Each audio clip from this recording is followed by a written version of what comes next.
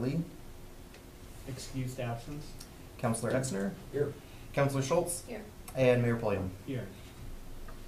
All right, so we're here to discuss the upcoming biennial budget for the Sandy Police Department. As you guys know, we have Chief Ernie Roberts and our Finance Director Tyler Deems here to lead us in the discussion. Jordan is sick today, so he was unable to attend. And so with that, I'll let you kind of get us started off, Tyler and Chief Roberts. Okay. So you may recall at a meeting last month, staff brought to you a couple different options of how to have some additional funding, just in a general sense, whether that be a utility fee or a right-of-way fee on our own utilities or something like that. And so we are bringing back to you the additional information that you requested as it relates to a public safety fee for the police department. And this fee would help sort of solve the anticipated budget shortfall of about $440,000 for the next biennium. Chief is going to go over the staff report and bring some items to your attention and some other possible ways that we can implement a public safety fee. And ultimately, it would be really helpful for the council to have a discussion on what they would like to see staff bring back when we present the budget at the end of April. Okay, first, before you start, so what you're looking, just be clear on the outcome from tonight. So you're looking for some overall direction from council to then report to the budget, which comprises us, but report to the budget committee and staff for that group to think about when putting together a proposal for us for the budget? Yeah, so ultimately we need some direction from council so that we can make sure when we do present the budget to the budget committee and to council that we're on the same page, that we're presenting something that council is in support of, whatever that may be, whether that's an additional fee to help resolve that budgetary shortfall, or whether that's no fee and, creating the budget or crafting the budget around not having additional revenue. So take me through the fee then. I know part of it's part of this report that Yeah. we'd have to look at it towards the second half of May, but just so we know. So would we be approving a fee at the time that we're approving the budget, or the idea being that we would be looking at a fee over the next, in May, that then would help lead the budget process and discussion after that?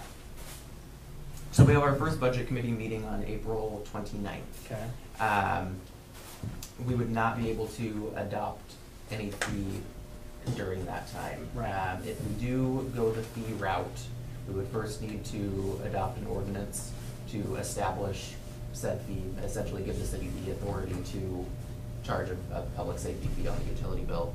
And then after that, we would bring forward a resolution to adopt the actual fee amount. So it's kind of a little more of a clunky and lengthy process. Not too lengthy, it's 30 days before the ordinance goes into effect, and then we can adopt the resolution.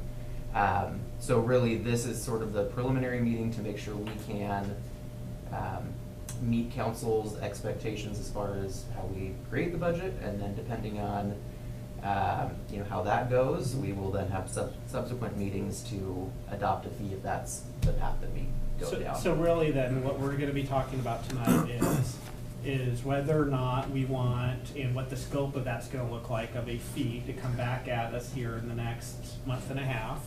And then basically whether we're leaning towards additional revenue or not, is gonna help you guys with the budget for the police department you put in front of us, right? Absolutely. Okay. And just one final note on that, the fee can be implemented at any time, right, once the ordinance and resolution is established. So if we wanted to have a July 1st effective date, that backing into the sort of end of May to get things going, so it would be effective July 1st, but if council opted to do January 1st or next July, whatever, that would just help us craft on our end when that revenue starts to come in, if that's the route we decide to go down. So there's flexibility on the date, I guess, is the short sentence that I'm trying to give you. Do you like to get through your whole report before we budget, Chief, or do you like us to wait till the end? You can interrupt at any time. Okay. In fact, I'm pretty sure you guys have read through this. Yeah. So there was just a couple things that I wanted to add that I'd highlighted in the last couple days, or actually since we've been working on this, that I thought that maybe you need to know. Otherwise, it's pretty much I'm just going to open it up for questions. Okay. Anything that you guys had thought of and written down or anything like that. Sorry for being late. I had a little windshield wiper issue. I was about ready to see if you needed a unit sent out to help you on the side of the road. Actually, I did. I was sitting at the light going, come on, if I had lights, I could get them. But my windshield wiper ripped apart, and so is the rain. It's kind of dangerous driving. Yeah. I thought they were going to So anyway, sorry. make a recommendation tonight. No? I thought we were Okay, gonna count all right, some because I people. didn't hear you say that. It sounded like it was further on or something. That was not there. Okay, all right. So we good to just start asking questions? Just let me, Jump in. interrupt me at any time. I'm just going to kind of start here. I just wanted to go through a couple things that we had that went through on this patrol and traffic. If you see, I'm just going to start on page 3 of the staff report. So if you guys want to follow along with me, and like I said, feel free at a pause or something, just interrupt me and ask your questions. I just wanted to put an emphasis on this paragraph, the patrol and traffic. So Yeah. the patrol units really do a lot more than this says here, and I just wanted to make it clear that that my patrol guys end up doing investigations on a lot of cases. It's not something that we pass off to like a detective at some larger agencies, where and that's normal for this size of an agency. My officers are more involved in their own investigations. You know, unless they're the larger ones, and they will hand those off to a detective that they don't have time for. But most of the time, if they get theft cases and things like that, they're going to take these to the very end. So that takes a little more time. So they're just what it says here is just a little snippet of what they do. That could be anything from getting flagged down by a citizen, and it could turn into who knows what. So the patrol officers really do have a large scope of what they do, and it could be, like I said, anything from getting flagged down to traffic stops to anything in between that could take a lot of their time. So real quick, because I'm new to a lot of this, do you mind, and you go through some of it in the explanation, but obviously police chief, hi. Then everything from lieutenant, sergeant, patrol, traffic, and detective. Detective and school resource officer spelled out pretty well here in the explanation. Mhm. But what is the true nature of the difference between a lieutenant, a sergeant, and a patrol officer? Okay, well, the patrol officer is obviously that's pretty easy to differentiate. Right. They're the guys out on the streets doing the job, for lack of a better way to explain. I mean, that's pretty easy. Yeah. But so the sergeants they also have some administrative duties. Mhm. So, and they're also not in the union. So their job is to supervise the patrol. Okay. Pretty much all of operations is what their job is. So they're supervising all of operations, which includes the detectives, the patrol, the traffic officer, the school resource officer. All those people that are in operations, it's their job to supervise them. And what I mean by that is they're supposed to be supervising them out on the road. And whether it be out there on patrol with them whenever they need supervisory help, whether it's use of force incidents, anything, we have policies that direct the officers that they have to contact a supervisor in certain situations, and there's a lot of those. Mm-hmm. And so they'll handle all of those incidents. Now, they're also handling administrative duties such as internal investigations, complaints. So we're required by our policy to investigate all complaints that come in. We're an accredited agency.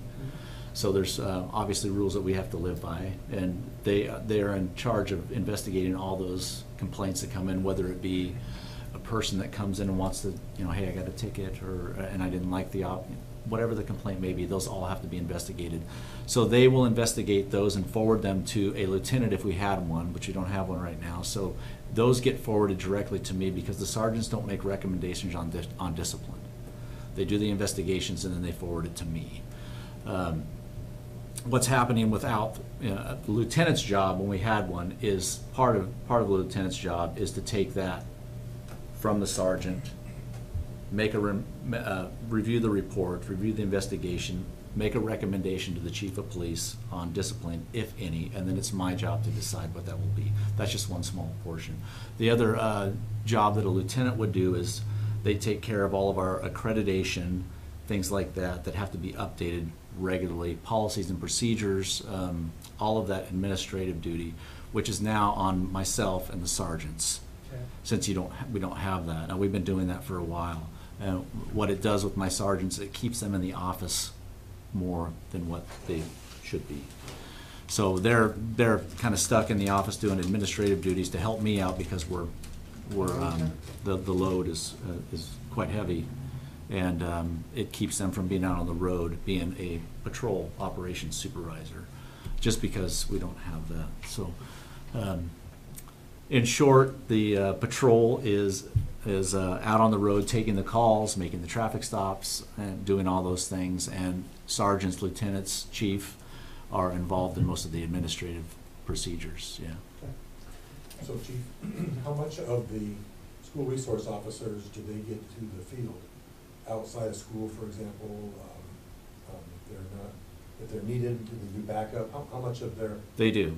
they do quite a bit of that? It's not quite a bit. Most of their time is spent in the school. I would say probably 75% of their time. That's just a guess. That's an estimate. But most of the time they are in the school and they're very busy there.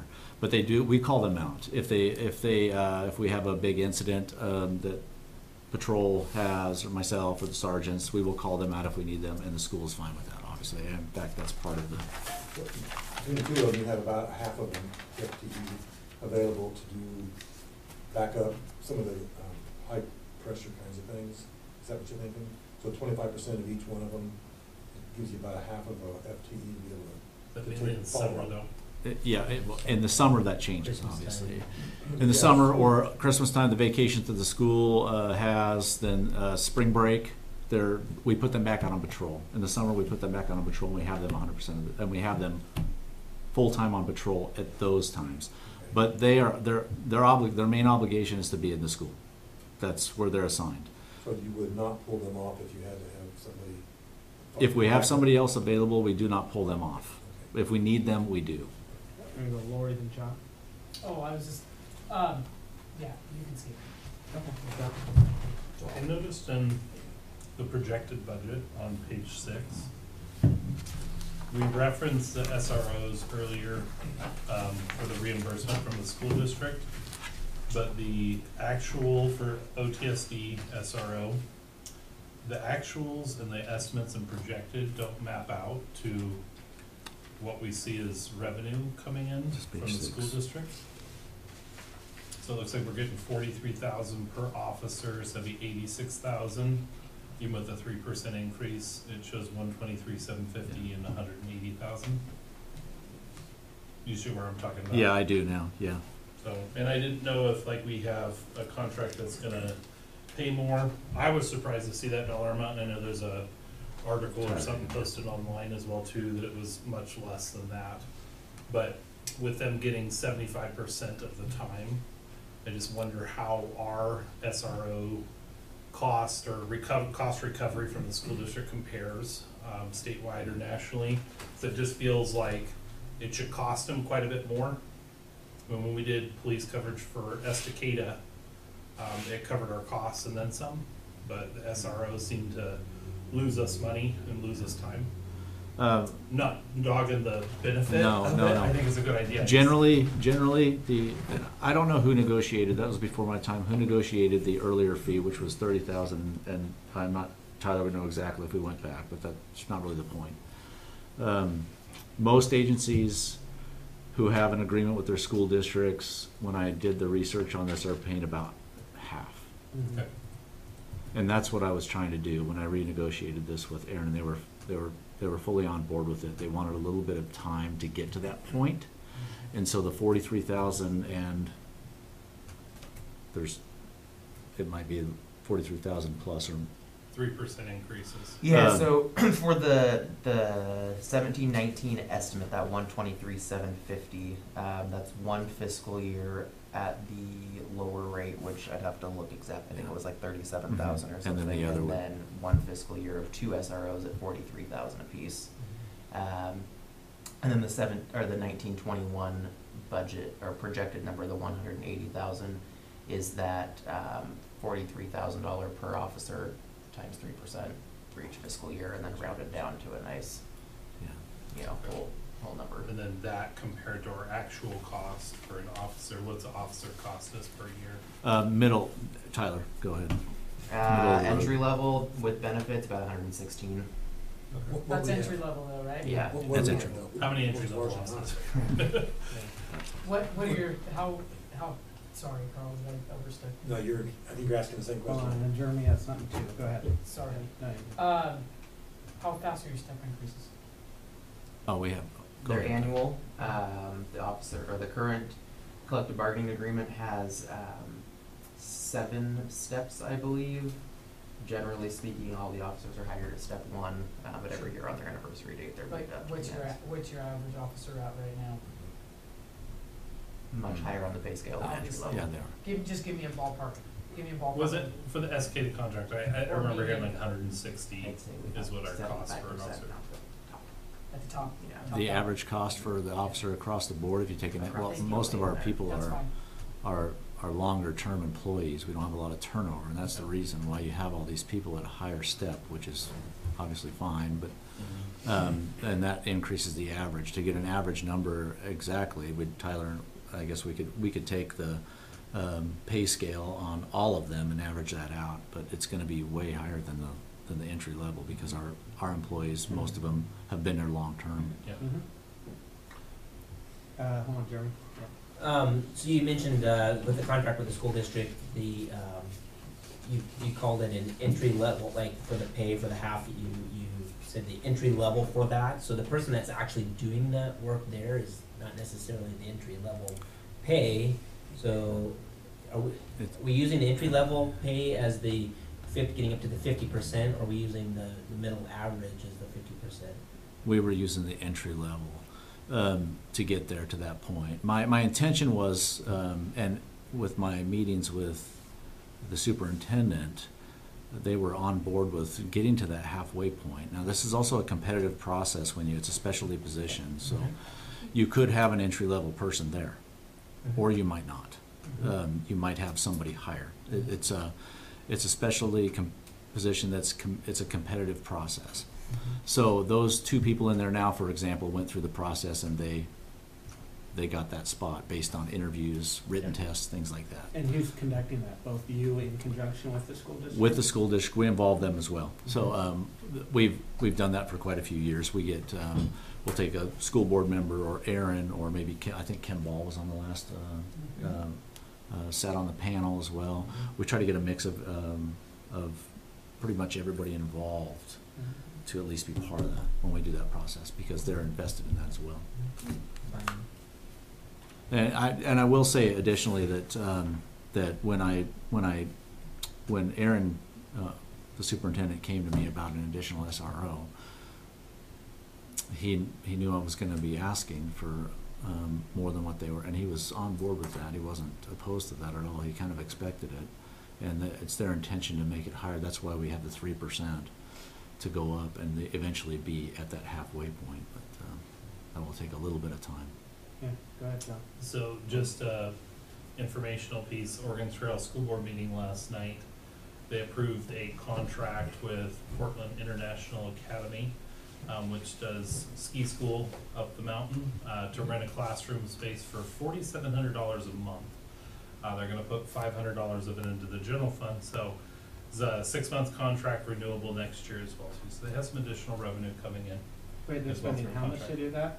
$4,700 a month is what they're receiving, and they're gonna earmark $500 towards their general fund, and all the remaining funds will be used for facility improvements from their facility master plan. Just an informational piece. Carl? From my understanding of what the budgetary process is going to be, I guess I would like to see what an average officer costs today. And it sounds like you're doing that now, Tyler. Also, the question is if we are asking for them the school district to reimburse us at a entry-level officer's wages, and we have 3/4 of the way through the system, seems to me that we ought to be asking for 50% of the person who's sitting in that position. And then also, for me to make an evaluation of what's going on here, I'd also like to know, if we want to add officers, what number would we be thinking about? Is it, you talk about entry level, but my guess is that when you have somebody apply, they could be from a lateral position or something, and what would you normally expect to see that position add to the system? So my guess is you're talking about adding people, so I'd like to know how much that money is when we do add that person. Is it an average for all the grades, or is it gonna be, you're gonna, for sure gonna hire somebody at the entry level, which I suspect not? I guess I'm looking for a way to calculate what Not yet. impact is gonna be on the budget. Well, that does depend, but we're also, we can only go up so many steps. Say if a lateral officer, there's only so many steps that we can go up to offer them. It's not like we can go to the top of the scale. So, but you're correct in that we don't always start somebody at the bottom of our scale, at the entry level of our scale. And that would depend on things like, do they have their certification from the state of Oregon already? Are they a true lateral officer, somebody that we don't have to send to the academy? And that can be a benefit to us because we don't have to send them there, and they're not, and that's a 16-week academy. So, and the training process is long. So, if we do get a lateral officer, it benefits us to be able to offer them a little bit more because they have the experience, and we're not going to be spending those funds while they're there. So, but as Tyler, and I think it's the number 3 step is the top we can do. So it would be like the 3rd step would be as much as we could offer. If I had a lateral officer and I was, okay, we can offer you this. I can't go over the 3rd step. So all I'm asking for is what are the numbers? If you're gonna add another officer, what is the cost, what's it gonna cost the budget Pull up our for CBA. that officer? Put a new one on, and really, what are we really talking about here? It sounds like we're talking 43% from plus 3% annually. 43,000 plus 3%. Okay. For a entry level officer, we're talking about. We're not talking about who's really actually being paid in that officer, SRO. Yeah, well, okay, so to backtrack a little bit, the 43,000 is not half, I know this. What I'm trying to do is get to the half. Gotcha. Okay, and I figured out I'm my head. so as My challenge is as the chief of police, I didn't know I was going to be negotiating so many numbers when I took this job, but I am, and I'm okay with it. But my intention is for one thing, like I said before, I didn't know who negotiated that number first, but I wouldn't have negotiated that. I don't know who did that, and but that's okay. Back then, it was completely different deal that we had going on with them. My intention was we need to get to half. And what can we do to get there? And this is where we ended up. And I thought that was a good place to start. I thought it was fair to start there. So you ended up saying, hey, let's get it to at least half of what a new time employee would be, and try to grow it off. Yeah, and try to and they were very agreeable to that, and I've had a wonderful relationship with them for years. So I don't see that being a problem in the future. Let's be honest, he was also in a position of trying to keep an officer, because this all happened post esticated contract, right? Yeah. So you were also showing up to the negotiation with one hand tied behind your back. Yeah, you can put it that way. Yes. Yeah. Well, Well, I I mean, think one more thing to keep in mind too with that and with a lot of these other, whether it's a traffic position or the patrol officer position, someone doesn't apply to become a school resource officer with our agency. Mhm. They apply to be an officer of the Sandy Police Department, Yes. and then there is a bidding process that's dictated by the collective bargaining agreement that, they do their internal interviews and someone is ultimately selected for that position. Do they have to So- hire out of your department, though? Meaning, you know what I mean by that question? Like, is the pool of applicants for the resource position out of the Sandy Police Department? Yes. Okay, yeah.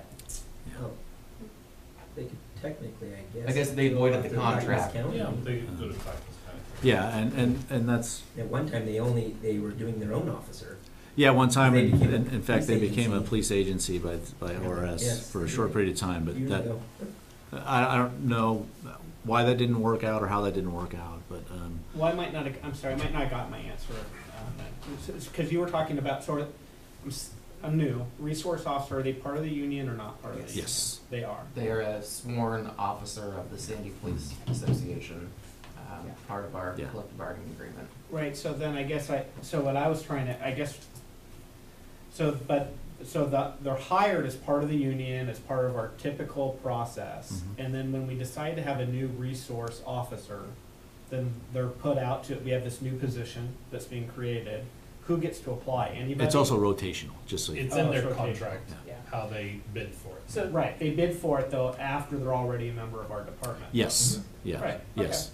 And then there's the process that follows. When they have an opening, we open it up submit letters, they do if they're qualified, and then we go from there and start Okay. the It's process. a popular position, if I may, correct? It is, Yeah. it is, yes. Yeah, John? So, I know we've already kind of teased about the comment of 50% getting there and not knowing you're gonna be negotiating this much. For me, when I look at this relationship, I'd like to see us having them pay for the time that they are using.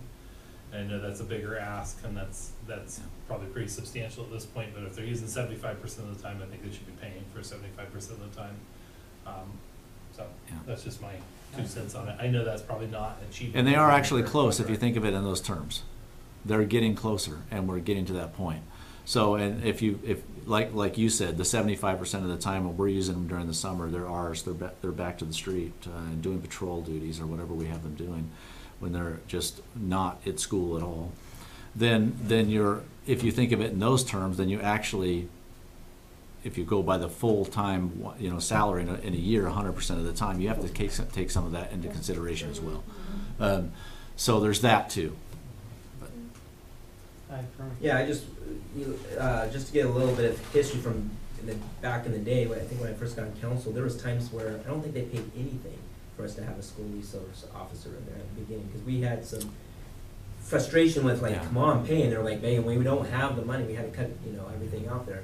And the council at the time in the city and the police department had made the decision that we would continue that resource officer because of the whole community and what that meant as making sure that the police presence was in the building, because there was years that it wasn't there. I don't know when you were in school if there Yeah, was. we had one. Yeah, when I was in school, there wasn't one, but that goes back a little Yeah, farther. Roberts. So, but the point being was it helped with a lot of other community actions, because they were kind of held a little bit to a different standard, not a standard. When I was in high different school, we all had guns. That's why No, I'm laughing, but I'm sorry. The point being is that there's an added benefit that might not come out on, when it comes down to numbers and percentages, that's to our community, that the resource officer is in the school and helping with activities that may be going in and around and having that connection with those students. It would be better for our community that even if it wasn't a 50-50, I'm just, because that was the thought back then, when we couldn't pay for it, and we went there, so. So, I have a couple questions. I just want to back up for a second. Sure. We can go through it. And now, were you in the department yet, when we first went into the Estacada contract? I was a sergeant, yes. Sergeant, okay. And part of this might be council that I pitch in on. I just kind of want to start like way back here and then bring us forward to where we are today. So do you know, let's just use approximate numbers, about how many officers, what did our department look like when we first engaged into the contract with Estacada? Very similar to what it looks like right now. Really? Yeah. Officer-wise Pretty and much, kind of yeah. how they were broken There up might have been into one or these two different difference, yeah. positions? And so then, this is back in what, early 2000s? When we? No. No, it's only been like To me. Couple years. 6 years, 4 I years. believe Say it was 2000. September 2013, if I remember. I thought it was from the 2012, but All right, he's- 2012. So we engaged in the contract with Estacada around 2012. And what did we do for that? Like, so we hired a couple more officers. Yes, we did. At that time, we had some significant budget issues. Yep. And we were looking at some layoffs, which that's something that we didn't want to do for obvious reasons. And the decision was made to, we were approached by that city, and it was an opportunity to keep the officers we had and add additional instead of laying people off, and that was a great option at that time. So. Yeah. And I think that the decision then was a good decision. I fully supported my chief at that time. I was a sergeant, and that my chief asked me, and I fully supported that decision because I didn't want to see any officers laid off because we needed them here, and I wanted to increase our size of our department. Yep. And even though it was an Estacada contract, those are Sandy officers that were just assigned to Estacada because much like a school resource officer, there are officers that are just assigned in a position. Okay. So, it didn't, obviously, in the end, work out the way that we anticipated, but that's the way things go, Yeah. I guess. So back then, we're probably in 2013, we have about 8,000 residents, 7,500 residents. I'd say that's close to being accurate, yeah. And so we have about 16 total sworn officers, if we're looking at today's numbers. And then we take on Estacada, which is about what, probably at the time, another 35 to 4,000 total. It was right around residents. 3,000. 3,000 in Estacada, okay. So, and now we're spreading a little bit thin, but economic times and stuff have led to that. And that contract eventually gets us to a point where we have two dedicated officers for Estacada, or how did that? 80 hours a work week, out? 2 officers, 80 hours a week, and then there was an SRO assigned to Estacada High School, well, the Estacada School District, not just the high school, Okay. And SOR. which the school district helped fund that position. And they split the cost, was it 50-50 for the city? The city of Estacada and the school district split that cost believe with, so. it was a 50% of each for that SRO. Mhm. Ultimately, that was coming to our police department, but that's how they split up that cost. And then- And part, if I can add one more thing about that Please contract. do. Part of that contract also had, and I don't have the exact percentages carved in stone in my head, but it was 10% of the chief and 10% of the sergeant and 12% of office staff for processing their police records and that sort of thing. So it wasn't just the 2 officers and the SRO. There was bits and pieces of Vehicles. a lot of other Yeah. employees as well Work and as very Equipment and vehicles and administrative And work. that was brought to the council, and that was what sold the council, because at that time as well, we were very concerned that City of Sandy money would be used to subsidize Estacada. And so that portion of it helped out in selling the idea, because that was our facility up here, it was our funds, but the idea, and it was hard with our community too, say, hey, we're using City of Sandy resources to help Estacada. So that contract's at about 1.1 million. I know it went through a renegotiation during that time, but we end it with about 1.1 million with a similar staff, and we end up with about the same staff, at least I'm looking at today, of about 16. Yeah, if you look in what we have today, because we had a lieutenant that retired and when 1 officer left, so right now we have 14 sworn. Before we had 16. Yep. So we're a couple or 2 less on that because of the retirement and then 1 officer leaving the vacant position that we have now. And they were what? Tell me the positions again. That was a patrol position and a lieutenant's position. Okay. So, go ahead, John. Oh, I was gonna ask, if I recall, we added a position for the Estacada contract in that though. Well, So- during that whole time, we added the position, yeah. Right, so that. We had to are- hire. We didn't, like I with said a new before, position. we didn't lay off anybody, we hired.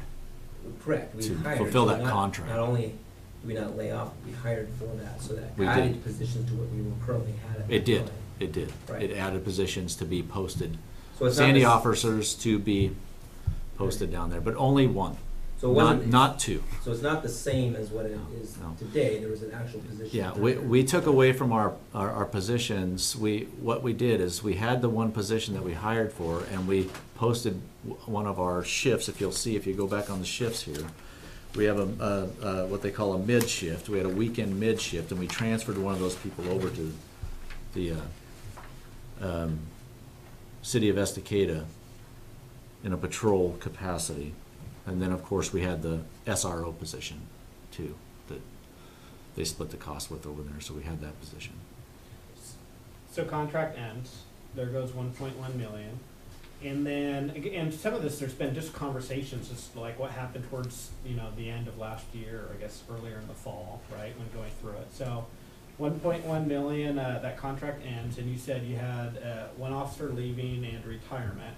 This contract had 80 hours a week plus an SRO position in Estacada. Did the inter-office transfer in the loan from the transit department of about $440,000. And now it brings us to today, where we're looking at about a $1 million deficit, but we're down 2 officers. So I guess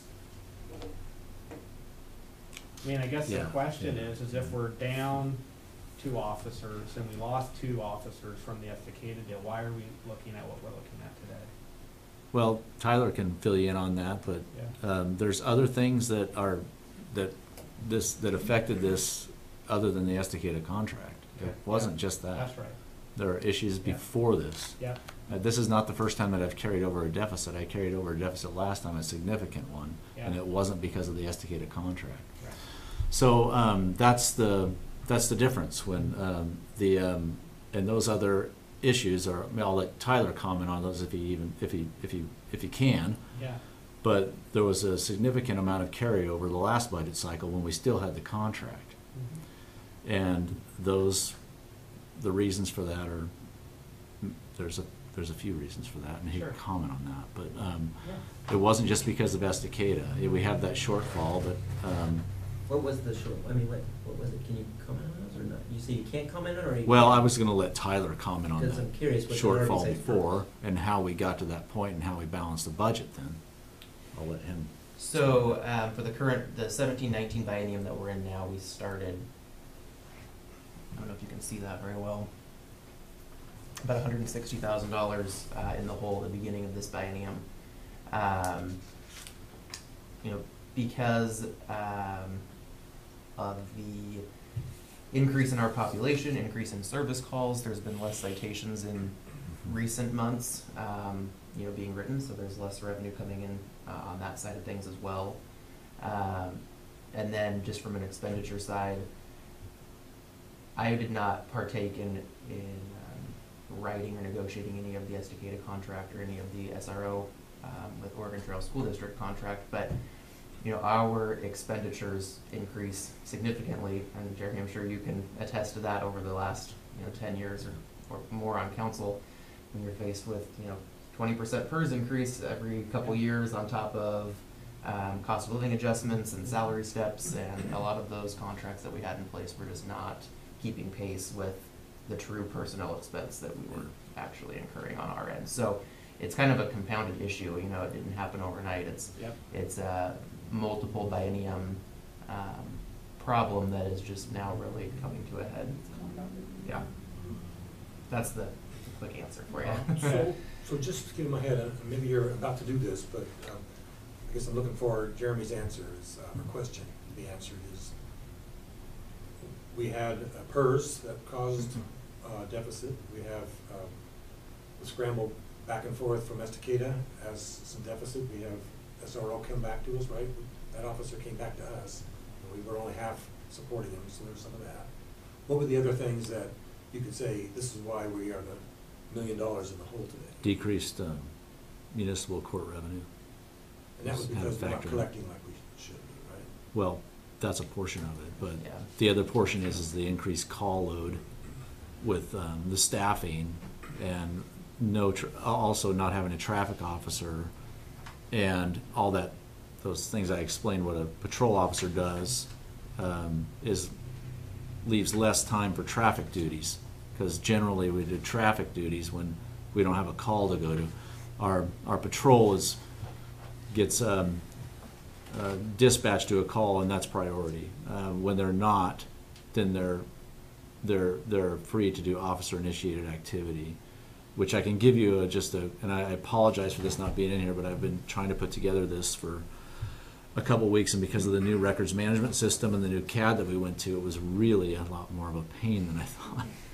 But I did get them on Friday, and so I just wanted to give you an idea. For 2000, and I only have the last couple of years. Later I can go back and do more, and maybe I'm happy to give you guys a report on the previous years, because I actually want to see that as well. I just haven't been able to get my hands on it because of the systems change. But just to give you an idea, just the calls for service in 2017, a total, and that would be what I was talking about the officers getting dispatched to a call by our dispatch system. They had, in 2017, there was 3,655 of those. Now, That's total for the year. Is that including Estacada? No, this is just Sandy. And that was in 2017. Yeah. So if you look, if you add in the officer, the self-initiated, which an officer does traffic stops, say whatever he sees on the street and stops for, whether it be a car broke down or assisting traffic, anything that they would do, that they go over the radio and let dispatch know, hey, this is what I'm doing, this is where I'm at. If you add those in for that, then it's 8,585 for 1 year. So when you compare that to 2018, the calls for service go up from 3,655 to 4,376, and the total in 2018 goes up to 8,857. So there's only 365 days in a year, and that's your officers they're busy, and so it's really really hard for them to do traffic when they're doing when they're focused on their investigations and calls for service and things of that nature. They are able to do it, but less than they used to, say, years prior, and it's just getting a little busier for them. Now that when we had the traffic officer for a short period of time, if your municipal court revenue will increase. Right. That's just the way it is, because you have a dedicated person there. Bethany and then Carl. Go ahead. Yeah, I saw that the projected revenue for the fees and fines and all that sort of thing.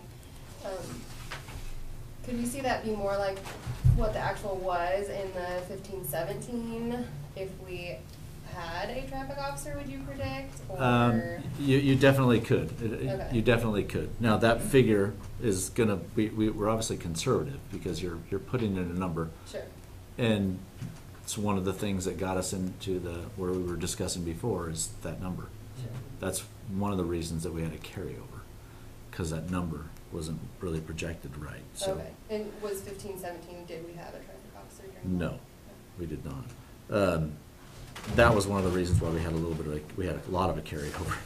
Okay.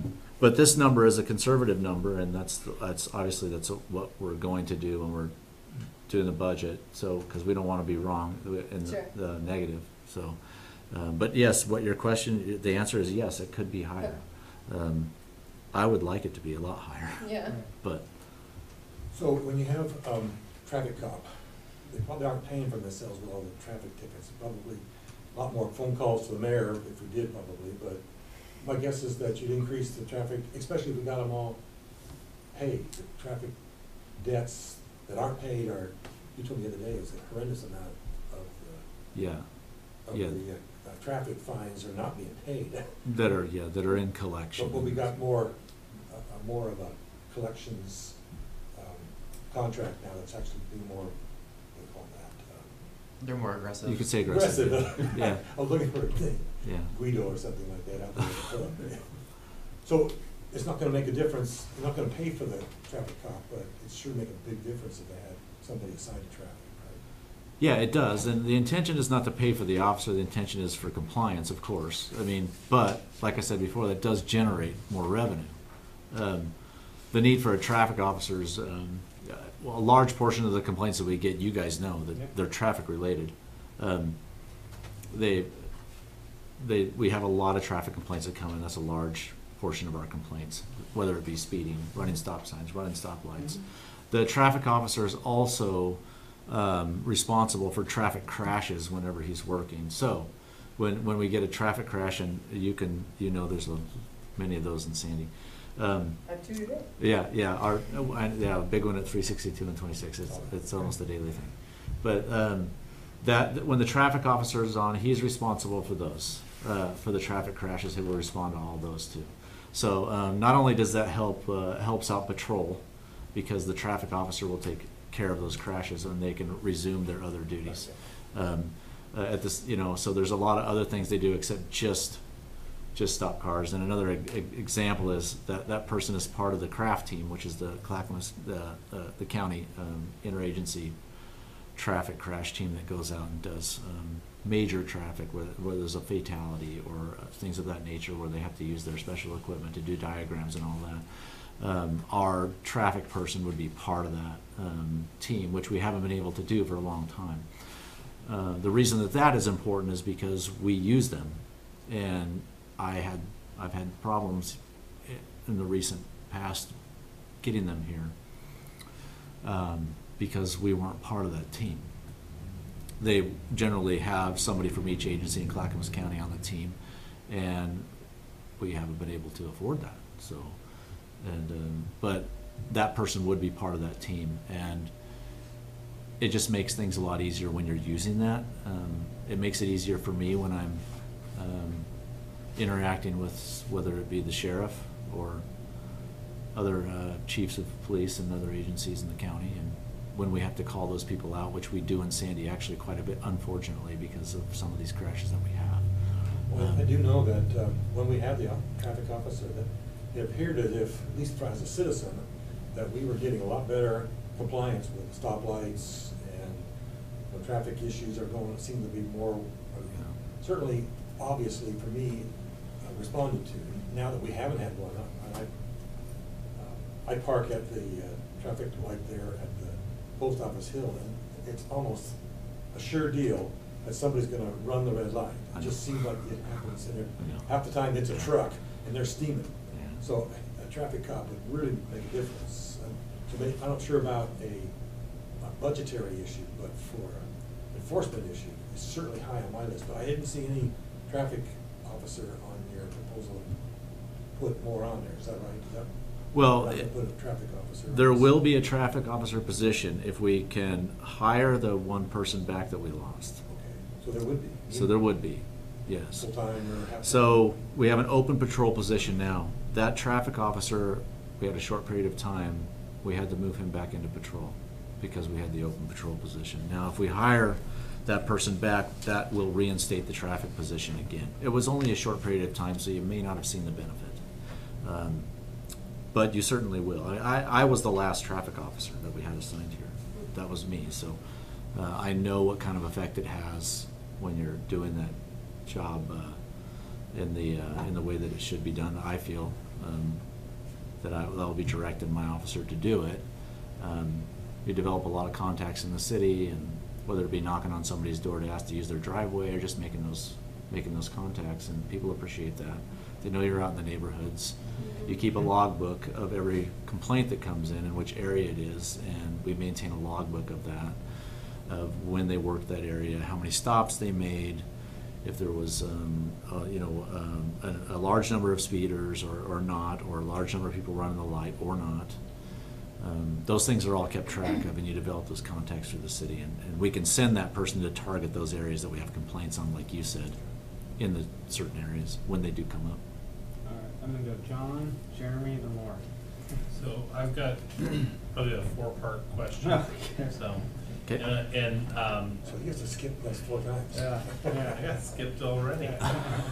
So one of the things I just want to point out as well too is there's a reduction in the code enforcement from a 0.94 to a 0.81. Yeah. And part of my question is if that's going to have an impact on the estimated revenue. And then I also know that we have had conversations, I think when Kim was the chief, around having one of the speed camera and looking at that entire system. I've seen an increase in these popping up, more in Gresham, one on Marine Drive now. So I'm assuming it's not a total loss of funding. We have so many flipping cars going down our highway that it just seems like it would be a worthwhile investment, particularly if we're seeing a reduction in revenue. And granted, it's not like a one-to-one, you're gonna collect every dollar from every ticket, but if it's generating additional revenue, it may help offset some of our deficit. So I don't know if that, or if you've explored other revenue generating ideas to help with some of the budget deficit. I think the first question has to do with the planning department, right, Tyler? And I'll let him explain that. So I'll try to not get too in the weeds on the code enforcement question, but This is representative of what's actually paid out of the police department. So the other .06 in the first two columns and .19 in the final column is absorbed in other departments throughout the city. So planning, building, municipal court for the bailiff service that the code enforcement officer provides. And then we're anticipating in the next biennium paying for a small portion of the code enforcement officer's salary out of urban renewal, because there is code enforcement within the urban renewal district, and that's part of the plan administration, and we've checked and reviewed that with the attorney's office. As operations? It's administering and enforcing the beautification of, probably not the right terminology, but my understanding is that was reviewed with BEH, or city attorney, to ensure that compliance within the district is an eligible expense. So it's very small. I think it's only 2% of the salary. It's split in a couple different ways. So we still have a full-time code enforcement officer, in short. It's just allocated elsewhere. Okay, and so what happens then? The police department charges the urban renewal fund for services rendered on code enforcement for the area? No, so their salary is billed directly to whatever other department that they are allocated to, and then any citations that are written within the city all go to the police department. So. Yeah. So, and then the second part of that question, can you? I lost track on this one. Speed cameras. The speed cameras. Okay, sorry. So if you remember, I think you were on council when we had the last company that really just kind of didn't work out because they had some ethical issues and things of that nature, and we don't want to go down. Yeah, we don't want to go down that road. I can certainly explore other companies if the council wishes. I'm not opposed to that. Well, I think I'm looking at the speed cameras, and I mean, nearly every morning, every evening when I'm coming in, anytime I go through one of the couplets, I see local business owners with their logo all over their vehicle, blasting in 50 miles per hour, and I'm like, come on, hit that guy every single day. But I'm just seeing an increased frequency of these. Marine Drive was the most recent one added, and it seems like a pretty sophisticated system compared to the old, like, trailer They are. that they pull out. There's cost that comes with those, but you can certainly argue that the revenue generated from those would pay for that eventually. So And- a couple questions on that. Sorry to interrupt. No, it's okay. One is, my understanding was the study that was done that you're referring to was on red light. It was red running, light. not No, speeding. Not speed. Right? Yeah. And then the other's a comment which I met with Mayor Cook, the outgoing mayor of Tiger, and they had same issues, ethical, Mhm. and Right. they went and found another service provider that Yeah. they're actually contracting with that didn't have those same issues. I guess so. When we did our study, though, it was just on red light. We didn't study what we'd be nailing, what the count would be. It was just the red light. It didn't have any speed enforcement involved in that. Chief, there is some state laws, because this was brought up before, that restricted cities from being able to do speed. That was amended, though. And then it was changed, Yeah. but then there were certain areas, and my understanding is the law today is you have to go through a red light and a speed increase, and it can only be monitored there, except for Marine Drive. That was my understanding of the current laws. Yeah, I'd have to review the So- updates on that to be. I you can't give an remember. answer exactly because I have to review that myself. We'll But, consider rhododendron the red light warning. Yeah. But if That's what council, Mackenzie thinks. that I can certainly explore those other options and bring that to council at a later time. That's not a problem. I can do that. I just think for more long-term solutions as well too. I mean, I think the reality is we're probably not gonna get up to 22 officers or a substantial enough number of officers in our current biennium or even the one after that that's gonna be able to offset that, and it's just an idea that generates some potential revenue. I just keep seeing more of Well, them don't forget pop the up. safety impacts of getting people to drive slower through the corporate And you community. basically decreases some of your traffic issues. All right, so just kind of starting to get down to it. Oh, yeah, sorry. Oh, Yeah. you get two more questions. Yeah, John just had all those questions. It Sure. looked like it was us. Sorry. There was sorry. only two, John. I thought there was Yeah. four. Yeah. Yeah. It was kind of a third. So, no, mine just kind of steps back a little bit, and one of those, I know the last couple of bienniums, we've been infusing the police department with additional budget increases to some of those had to do with computers, Yes. and our radios. And so those are big chunks that were kind of mandated. I remember taking that out of the general fund after the budget type cycle was already done out of our contingency to pay for that in the previous biennium, knowing that this was kind of mandated and didn't have really a choice and we needed to do that. And all agencies around the area did have to do that. And so those were additional funds that are going. Are those reflected in the numbers of how much money went into the police department from the budget? Because they weren't budgeted items, but there was a large amount of money going into the police department still. And I had a follow-up question after that. So the quick answer is yes, these numbers here in general revenue, if there was a budget adjustment done, so if there was a supplemental to transfer money out of contingency into the police department, it would have updated, this 3.8 would be the updated number of So revenue. I guess we gotta be careful too, and what we think of is what was budgeted, because later on we came and infused it with a bunch of money for one-time radio fees or one-time computer fees that came to the council, and then it looks like that was what was budgeted year there, and then we start from there and go up. I mean, it's already. I'd say the increased. computer, not the radios. The radios were always there as a bond issue. So we got additional though, and then this last cycle where we put in, was it $400,000 or? Yeah, 450 about total. Where we Another took- 100 and some from general fund and then So 350. we have to pay that back, or the police department's fund has to pay that back. They also have to pay off the loan, or is it maybe already paid off to the urban renewal district for the building? So we still have those loans we have to pay off I believe the final payment for that is at the end of this biennium. for that one. For that one. So we have But 2 more years. you'll see the big spike. Sorry, I gotta make it small so I can read it on my end. You'll see the big spike here in loan principal and interest, and that's reflective of Mhm. the interfund loan, paying it back to transit. So So that's one. that's one other piece of the pie. There's more to that than just that one payment. Or Correct, two it's payments. a 10-year loan, so this is only the first 2 payments, plus the transit. lease payments on some of the new vehicles that we needed to purchase because the other vehicles were so either outdated or hitting. Right, and that was gonna be the other thing, we've infused new vehicles into the last Mhm. budget as well. So there's a lot of new things going in the last 2 bienniums that went into the police department that hadn't been part of that in previous budget cycles that I've been through. So we did infuse a lot more, and so that's why I wanted to know, are those being reflected in the budget? And those were increased quite a bit to Mhm. compensate for that.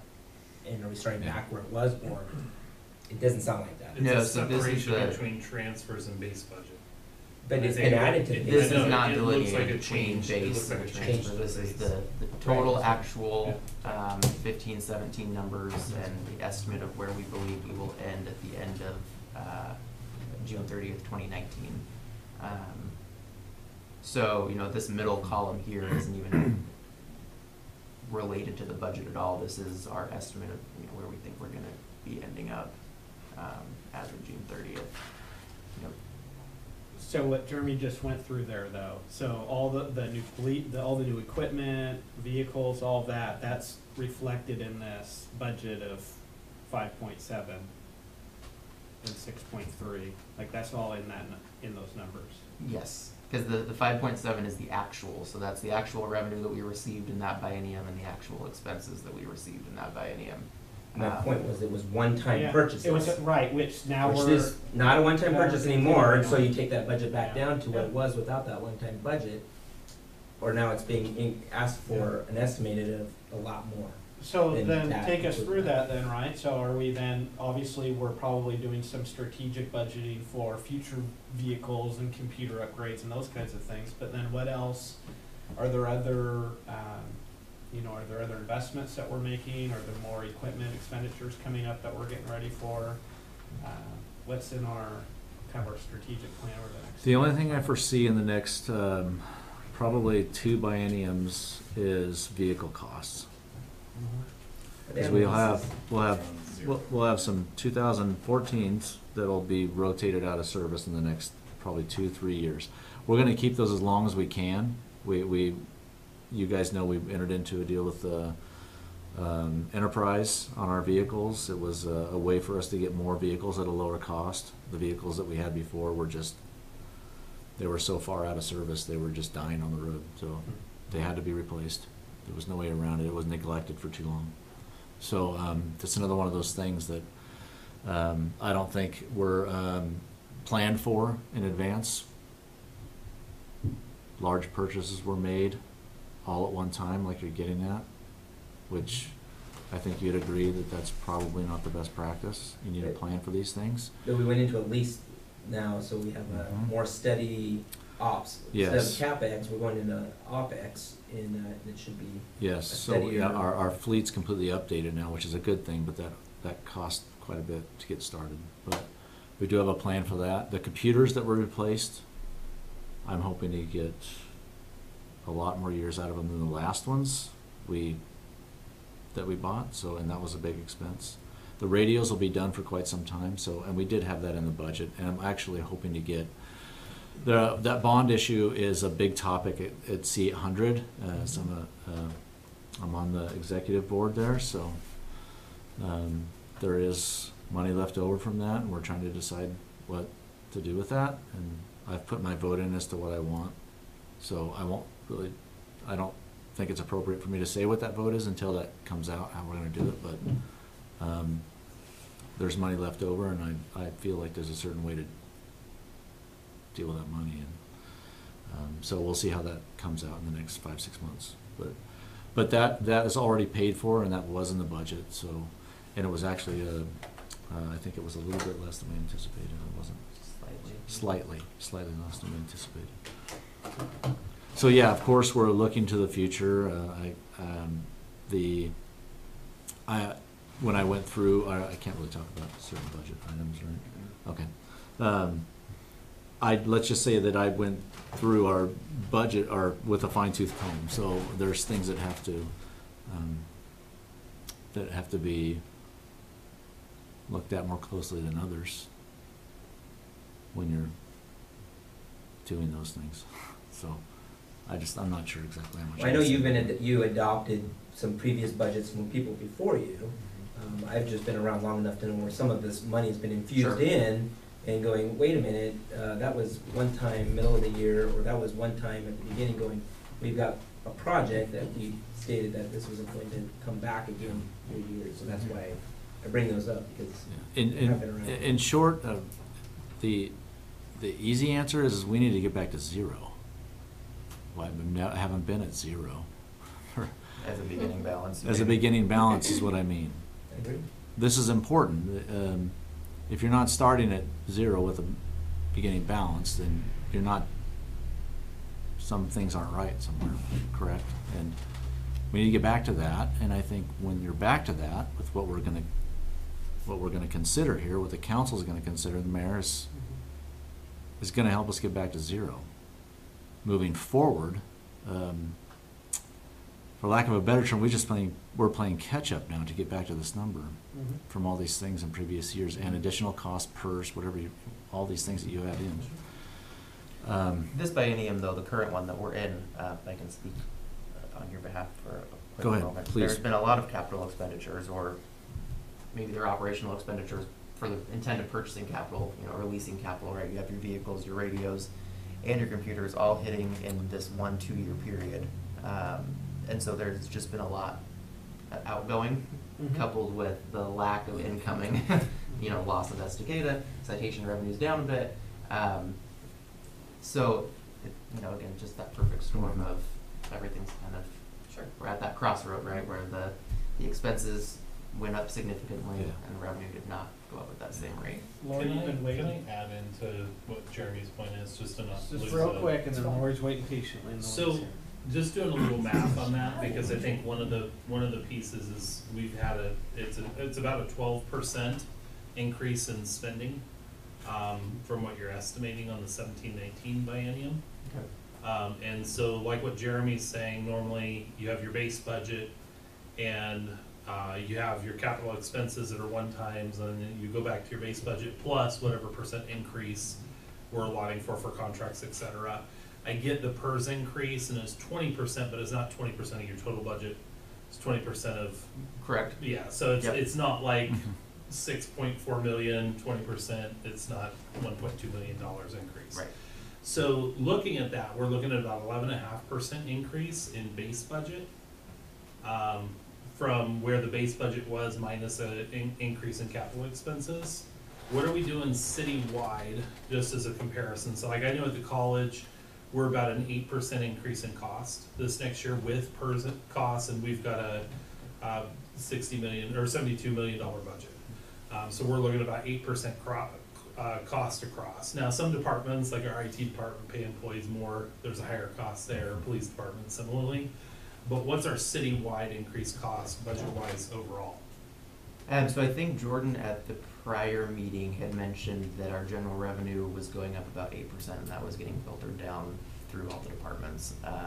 Everyone, without going into other departments' budgets, everyone has presented internally a balanced budget so far, so they're sticking to that 8%-ish number. Okay. So we're about 4%, 3.5%, 4% over increased space for this budget. Yeah, year over year. Lori? I'm gonna go way back.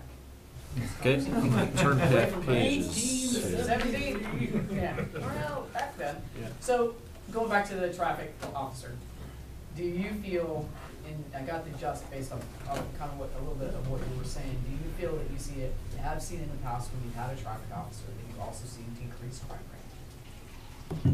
Decreased crime rate? Yeah, just because you have that officer out there More floating around. presence. More presence. Might be Yes, wrong, but not a say. large percentage. Okay. And the reason is because the traffic officer, I know from experience, is making so many stops a day, and the increased presence like you see all over the city, and you're also just running into people by chance Sure, sometimes. That's just the way absolutely. it is. Mhm. So you're making warrant arrests, you're getting drivers that are suspended, Mhm. you're You're getting some of those people that are gonna cause other problems. that are gonna cause other problems. It's Sure. just inevitable. It's not a huge decrease, it would be a small one, but Yeah. we do see that, yes, Sure. yeah. Good, thanks. Simple question. No, it's a long Cool, it's pretty easy. So, Thank you. Go ahead, Carl.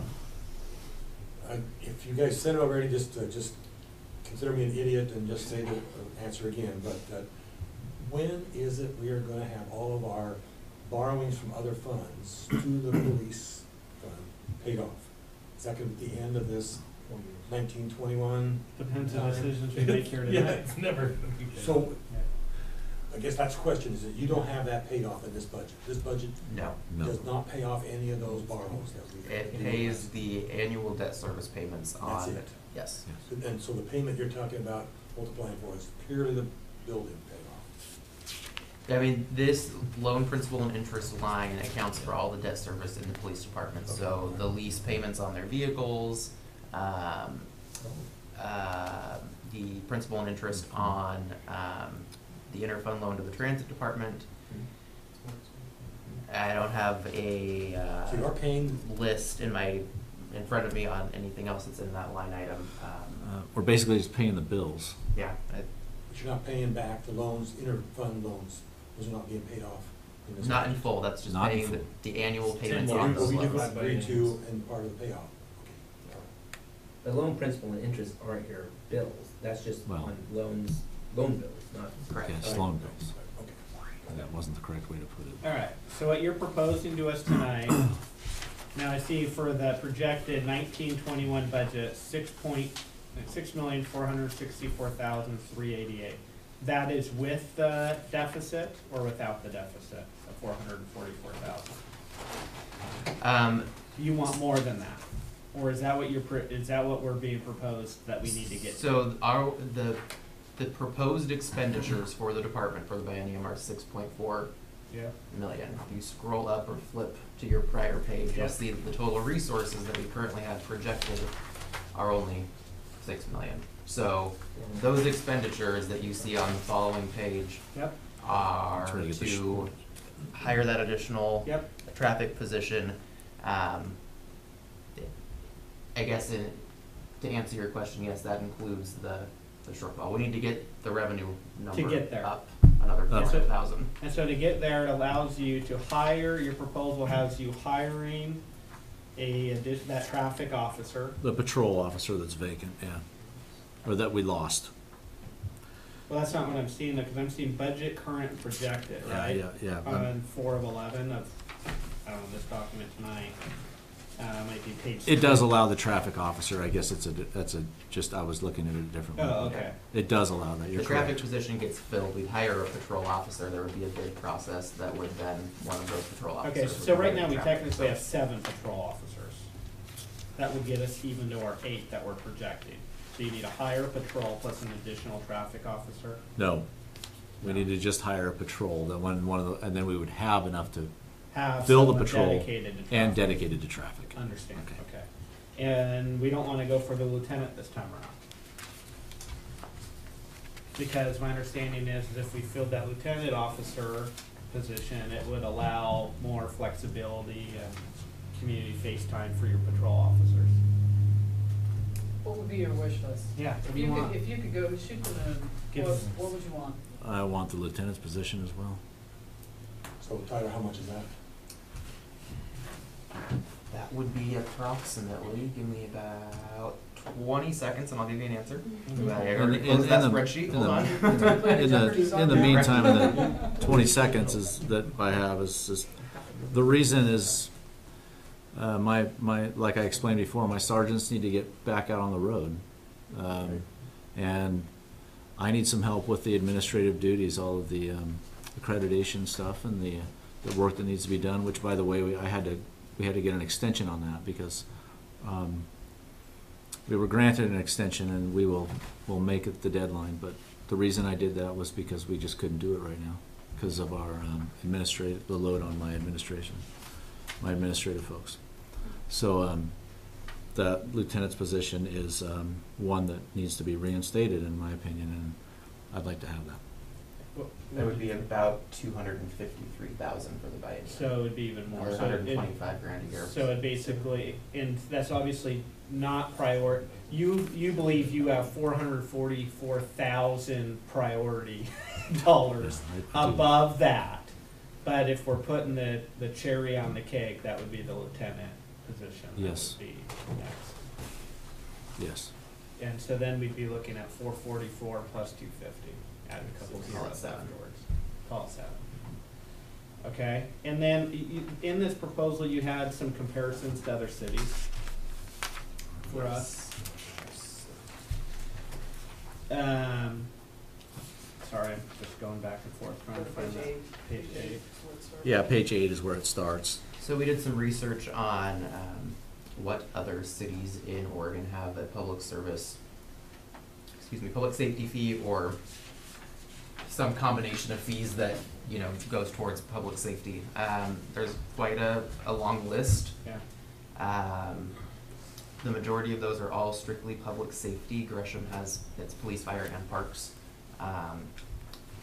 And Oregon City has a public safety building, so this $6.50 fee is For their new for their new facility. facility, and once that facility is paid for, then that fee drops off. At least Who that's is how that? I understand the resolution. Oregon City. Oregon City. Oh, okay. What's going on in Jacksonville? Any idea? Those guys just love. I don't Is this know. I police didn't get a state chance to over there? reach out to them and get an answer.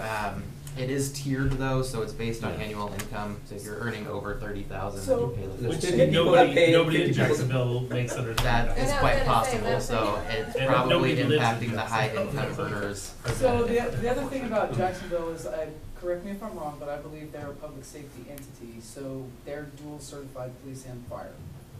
Oh, okay. So they Yes. may be paying a higher fee because those individuals are serving in both roles. Okay. And that's kind of common in some of those areas.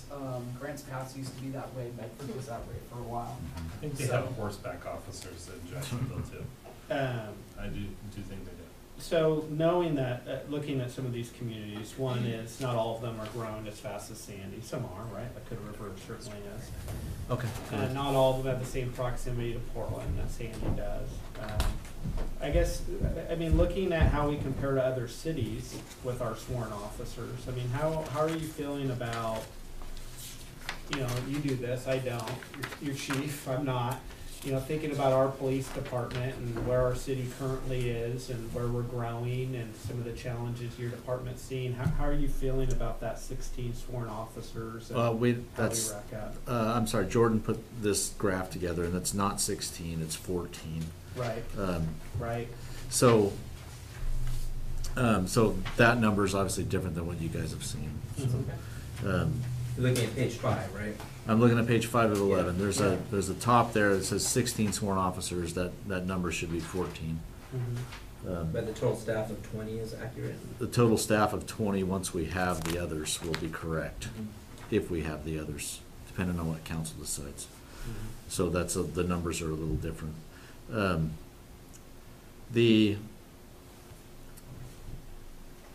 I feel like we're not up to speed with the call load that we have. Mhm. I'm trying to think of a different way of putting that, but it's been a long-term goal to have 2 people on at all times, and we're not there yet. I know we've talked about this before, and right now I'm also, and Carl had asked me about this before, but we are working on some scheduling options too to decrease that even more than what we've had in the past. So I can see the need for this within the next biennium. We're gonna I don't know if that'll be an option for us anymore. We're just gonna need to be. So what does that mean? You know, like I'm a private civilian, right? So, I mean, that sounds really scary and crazy to me that we only have during certain time shifts, you know, 1 officer going. Because in my imagination, I'm thinking, you know, you've got a call over here, and now you have a simultaneous call going on, and you can't get your officers to both. And I also know in reality that we have different times of the day that call volumes on average are much slower. We also have Clackamas County that's kind of at the ready to back us up. What's the world, I know it's a big picture question, but what does the world look like out there for us right now? Well, come out and ride. This isn't at the ready, Yeah. I'll tell you that. Come out and ride. Yeah, me too, yeah. And I encourage all of you to do Yeah. that. It's a little bit of it's an experience. The short answer is try being that person where you're the only one. So, and any officer will tell you, or at least any of my guys will tell you that, you know, it's a little scary. You know, I'm not afraid to admit that I've been scared a lot of times. So, especially when you're by yourself. We do have the help from the county; they're wonderful, and the state police help us out too. But those people, you just never know where they're going to be. So, and different times of the night, call volume or day, the call volume is different. So, yeah, typically the larger types of incidents, the ones that require typically, just historically are during the later hours if you look at the data. But and those are some of the times when we have the least amount of staffing. But we've been able to do this for years since we've existed, and it's been okay. It's worked. But with the growth and where Sandy's located as opposed to the metro area and all that combined, then we're just not going to be able to get by with that for too much longer. I can get by with that right now, I think, and we're going to do that. I mean, we will. We'll just make it work. So let's say, and I'm going to go to you, Carl, but let's say in the next couple of years, the housing crisis in Portland just gets even worse. We're getting more and more of a kind of a population increase here, mixed with some homelessness and stuff that, you know, the city of Gresham's seeing.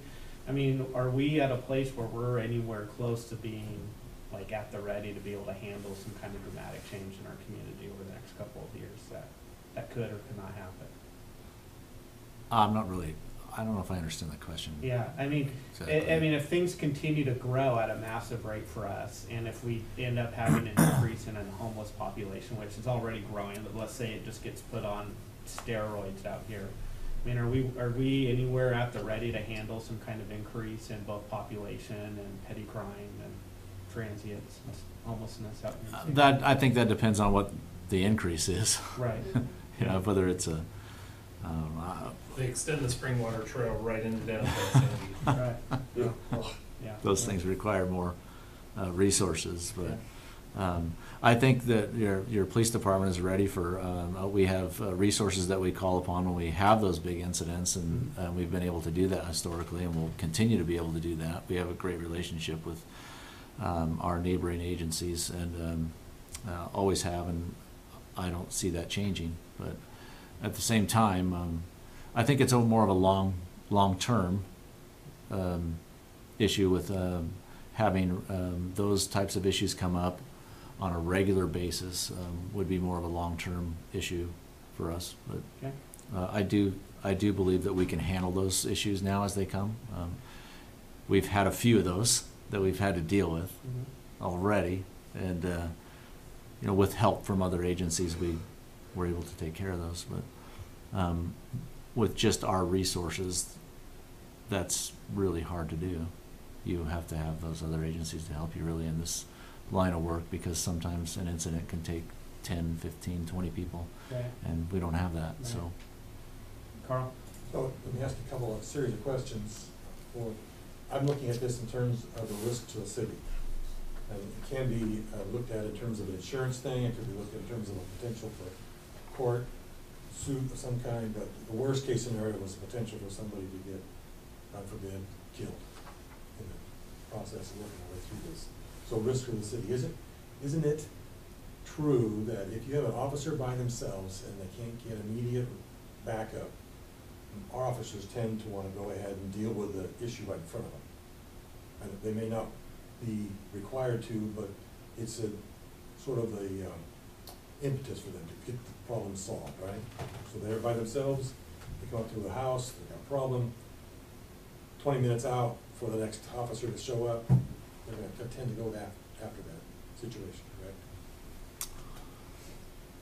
yes, And is it also true that when I would do this, if I'm by myself, and I'm going into that by myself, I tend to be a bit more ready to jump into the fray, as it were.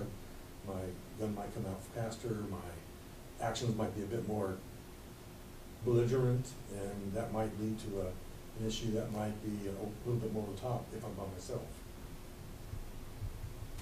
no. No? Maybe not the belligerent. Well, the reason I think I know what you're getting at, Carl. But just to answer your question is that the decisions that are made when you're by yourself can be different, but that's allowed because I'll be safe. the circumstances are taken into account. If something, God forbid, like that were to happen, then those circumstances are taken into account. Everything from the size of me versus somebody else. So I wouldn't say it puts the city at a more of a risk as far as what you're talking about, as far as like a liability issue. And the decisions that they make on, we expect them to make those split-second decisions, and we want them to wait if they can for another person. There will be times when they can't, of course, when you just have to, and it's a dangerous job, but Got it. it's not like some other jobs, and we expect them to make those decisions. There are times when they would have to act in those circumstances by themselves, but the law takes into account if we have one of those situations where somebody gets seriously injured, takes into account those circumstances of being by themselves and how that changes things. So, okay, you get that, I get that part. What was, the last piece of it was, all that, as understood, we talked a bunch about how this is not a cool deal. You got one guy in there and maybe you've got EMT waiting and maybe you've got 20 minutes out for the next officer to show up. When was the last time we really had a really critical situation where we ended up having to maybe shoot, maybe we've had to go in and wrestle and potential of getting somebody hurt, either the policeman or the bad guy, pretty high. It doesn't happen very often in Sandy? Happens a little bit? Today. Happens Well, quite often. those, yeah, certain major issues, whether you're involved in an officer physically fighting with somebody to get control of them, or that happens a lot. So, and Daily, I weekly? probably weekly. I could pull out the stats of use of force stats, which we have to keep track of of course, for our accreditation. So I have all those. But that happens quite a bit in our line of work, and sometimes you're by yourself. So yeah, and any of those circumstances can turn, if you just think about it in those terms, can turn really bad. So, Absolutely. and when you're just one person, it's not optimal safety-wise, of course. It's a lot easier with two and a lot safer and a lot better. So I've been working at this agency for a long time, and I worked by myself for years on night shift, and you know the things that go, and it's just that it's much safer, much easier, and the call load is getting to where, like I had mentioned before, is getting to where it's too much for one person. That's just the bottom line. So on that, at our March work session, I have a note here that mentioned to get to 2 officers, you would want the patrol officer, which we talked about, plus 2 additional. Yeah. With the schedule that we have now. Now, like I said, we've been working on other schedules. I'm kind of bound by the CBA on what I can do with the schedule, which we'll kind of get into a little bit, the executive session a little bit more on that. So I have certain options that I can do with the schedule for scheduling of the hours. So we've been working with that to try to optimize what we have, the resources that we have, just optimize the people on duty, to shrink those hours when there's one officer on. So, and we continue to do that. So we've been working on one that looks pretty promising that we're going to run through by the union and see what they think. I think they're going to be, it was actually one of the officers' ideas, so I think we'll have some pretty good luck with that. And that will shrink it even further with the resources that we have. So we're getting really close. But, and I'm assuming though that additional lieutenant, that wouldn't get us closer necessarily to 2 officers going, because that's not an officer that would be on the side. No. So then it would be, we would still want 2 additional officers to get to that point on top of the lieutenant hire. Yes. I will tell everyone here, I trust Chief Roberts 100%, but I've heard from multiple people that lieutenant officer position's very important. It's not just, no offense. If it No. is just you saying it, that's great, but I've heard that from more. I'm letting you know from Yeah. experience. Yeah, I've heard that from more. But Yeah.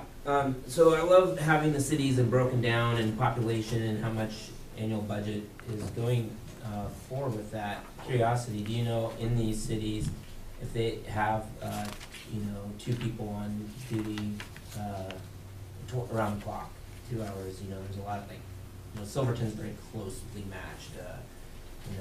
Independence and Monmouth and Molal, those type of things.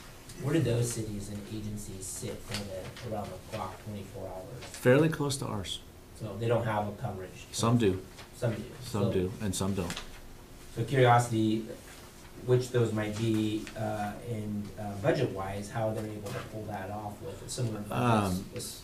Different schedules Okay. would be one. 8-hour schedules is another with split days off, and I just would not want to do that. It's not enough time in this job to have, it's critical that my officers, the 3 days off is really,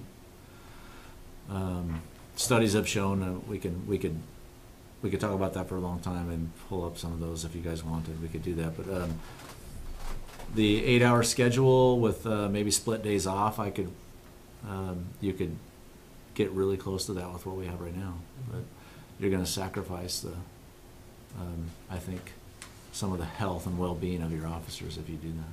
But other cities do that, though. Is that Relatively how they- very, very few, and I don't know if any are doing 8 with split days off. But they are getting creative with some of their 10-hour schedules, which is kind of what we're doing right now, is what we're trying to do. So, If you don't mind me adding something, I'm assuming, I don't know if you guys are aware that it's pretty often that an officer on their day off ends up in court most of their day.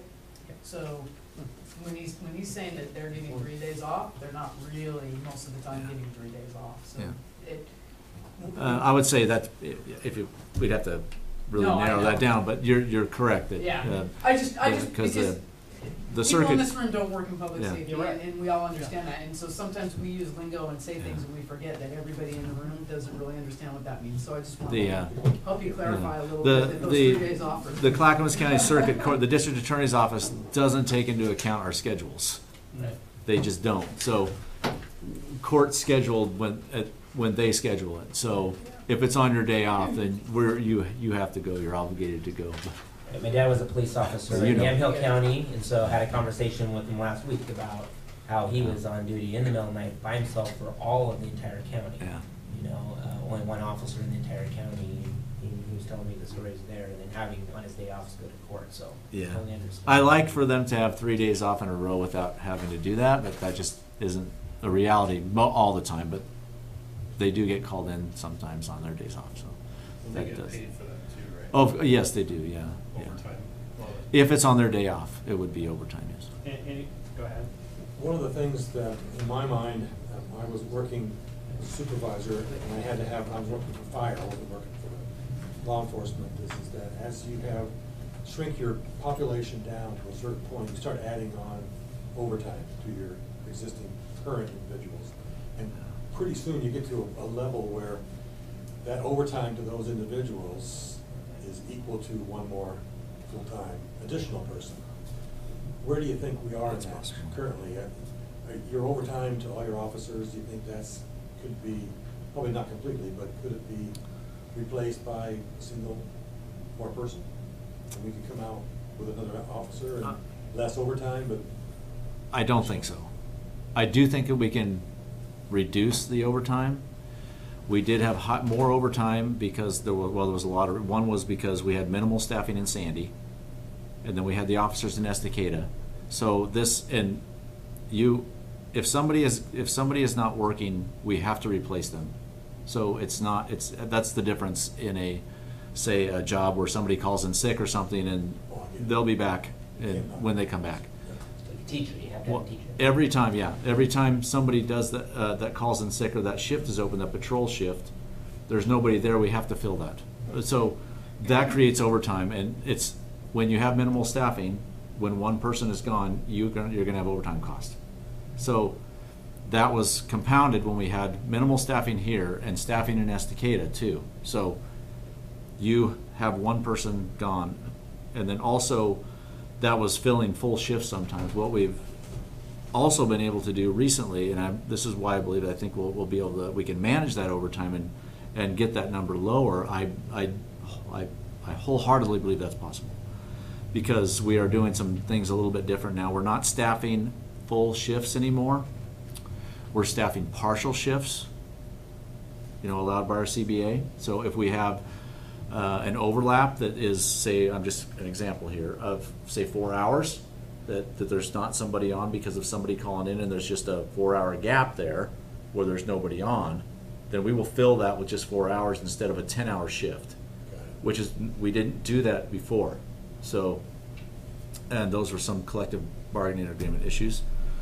But in the long run, this will reduce our overtime because we don't have to fill a whole shift, and we're doing that. And when you do that and you change things a little bit, then there's a little bit of pushback from. This is how, and when I first got on council, in the budget process of it, is how we determined whether or not the police got another position, that 12 years ago, was how much overtime was put in place, and we're in the break-even point for that. That's Right. how it was decided 12 years ago.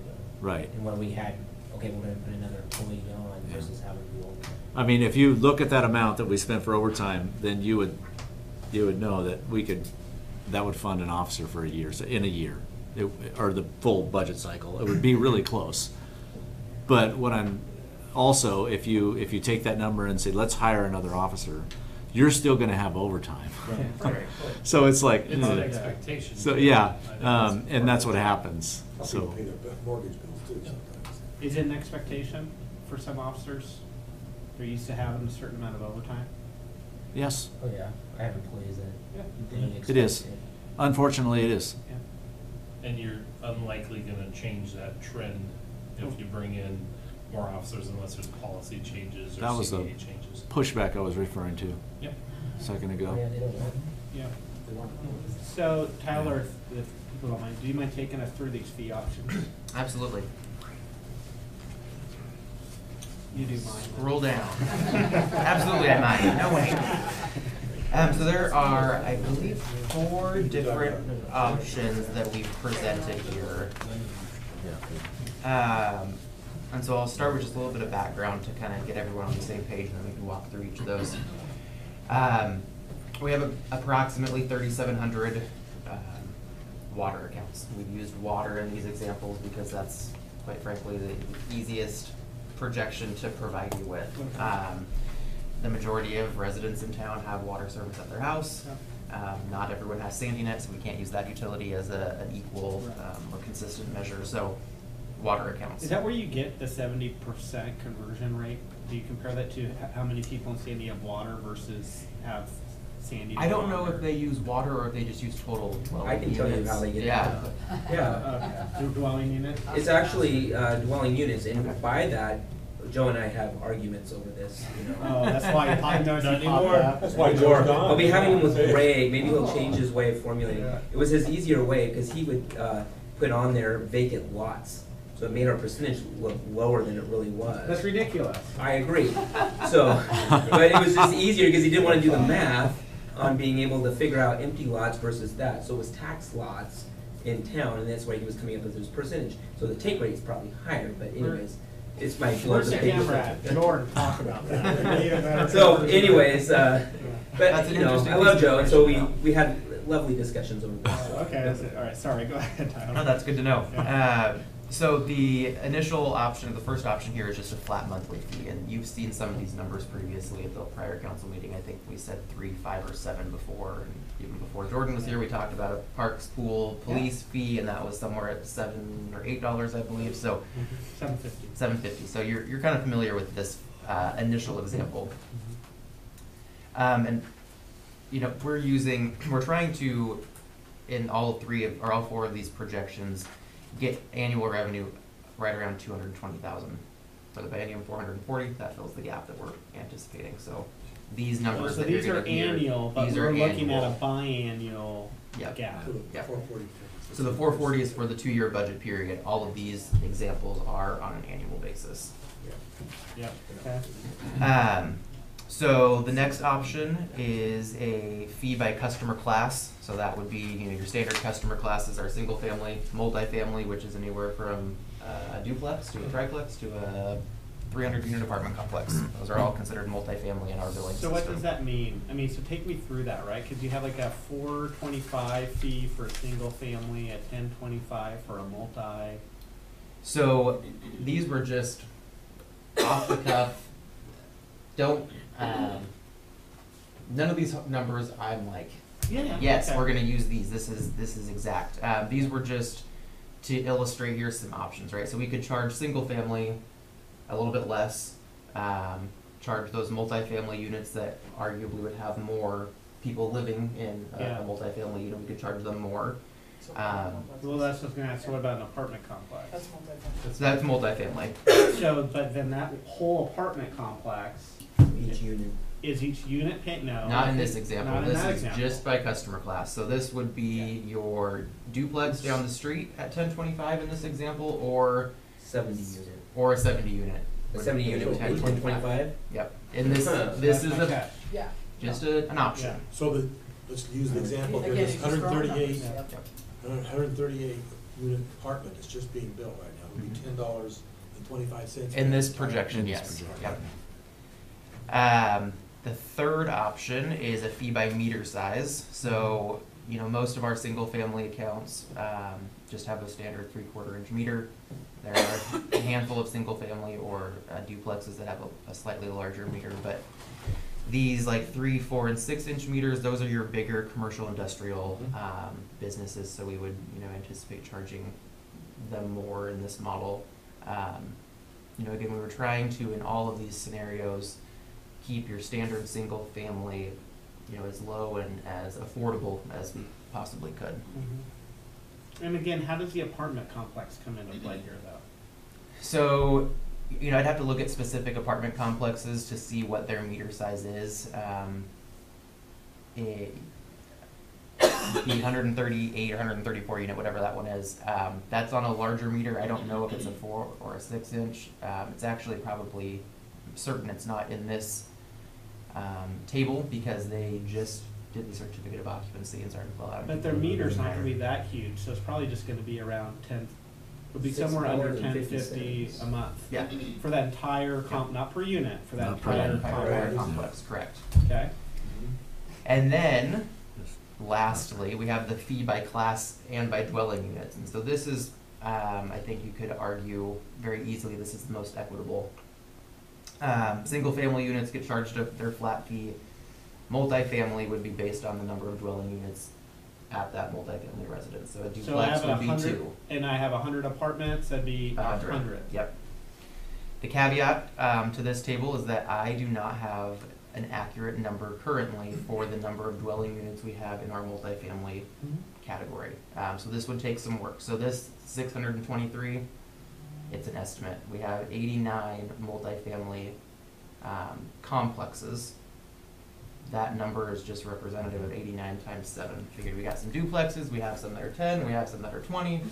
I picked a number. I have no idea to know currently with our billing system how many dwelling units we have. That's those units that share a water meter. Correct. So they don't have two water bills, they share one. So some duplexes may have a water meter each. Some do, yeah. Right. The vast majority of those in town Just have to kind one of put that meter out there, it's a little difficult. But Yep. this model would be $4 per unit. per unit. Yep. So your duplex would get charged $8. If there's 2 units. If there's 2, Got it. yeah. But in the same respect, that 138 apartment complex would get 1. No. No, because there's 4 times 138 100. units, so they'd get charged They are all $538. metered out. I think I got, you're right, Somewhere like Yeah. that. So when you Yep. say our total customer base is 3,700 3,700 accounts. accounts, Mhm. so everything from individual apartment, family, person, Mhm. to, or, No, so it's so that's back to. each single house family is counted individually, but the multifamily is per parcel, per unit. Per Per unit. large unit, per building, I complex, guess. or Complex, whatever you yeah. want. 168 or Yeah. Or 10 2, is one. or 10, yep. And so that's why, from an equity standpoint, I think that this final option is gonna be the most fair because you're spreading that potential $4 fee across every single dwelling in the city. It's also our only way, I'm going back and forth on this, right? But it's also our only way to not make it as a regressive of a tax. Because, right, it's just big picture, just stepping back from it as you could, I guess, not always, especially not in Portland, you can't always make this argument. But you could make the argument that you're probably looking at a lower median household income in an apartment complex or in a multifamily unit than you're looking at in a single family home. And so then we could start looking at less of a monthly fee for, if we went into a fee by class or dwelling unit, right? We could implement one fee for level fee for a single family, one level of a fee for a multi-family, and a certain fee for a commercial or industrial. Correct. A lot of apartment complexes though include water, sewer, gas. And so this is actually something that the owner of the complex could make a decision on if they want to pass down to their residents as well too. So we could actually have some pissed off apartment owners with 138 units that now they're paying $4 per unit more per month. That's right. Yeah. And And they can they make a pass decision that on on, whether can they pass that on under Absolutely. the new rent control though? It's a 7%. utility, So we get so- 7%. Utility. They have a Right. 7% It's way less than limit 7%. year on it every year, so. if they But it's a can't get in- utility in that legislation's looked at separate from just. And even if it wasn't, Right. it's well under 7%. Yeah. But you're Maybe still 48 digging into bucks that in 7%. Yeah, that's exactly right. When I rented an And apartment, I still paid my own electrical bill. I'm thinking about the 80 and 90-year-old grandma, grandpa, Yep, where are they at? Yep. Yeah. What kind of unit they're in? My guess is, not a lot of them, but a fair amount of them are in either Avamere or Cascadia. How would those kind of facilities be charged? So if, let's say, how would they be looked at to offload that dollar figure onto their people that are in the buildings? Hopefully cut into their profit margin before they penalize the. Yeah, I don't know how a Oh, private yeah, business would, That'd be their decision. would choose to do that. So we would charge them for one unit, and since they're one, That Depending on depends. which example you're looking at, if we're talking So about per Avenue- dwelling unit, Avenue has maybe 100 dwelling units, I don't know how many rooms they have, but that would be, 100 times that Right, $4. so but if they you don't have did 100 meters in that place, do they? No, We're not this going by would, meters. we're not going by meters in this example, Just but, going by the units inside Yeah. that, okay. Right, so if, so let's say, I'm just picking this because it's round. We have 100, we do a $10 a month per unit charge. Now we've just given them a $1,000 a month utility bill increase Mhm. that they'll figure out to pass on or I'm sure they will. take on themselves. Yeah? I do. That's any other. I have to ask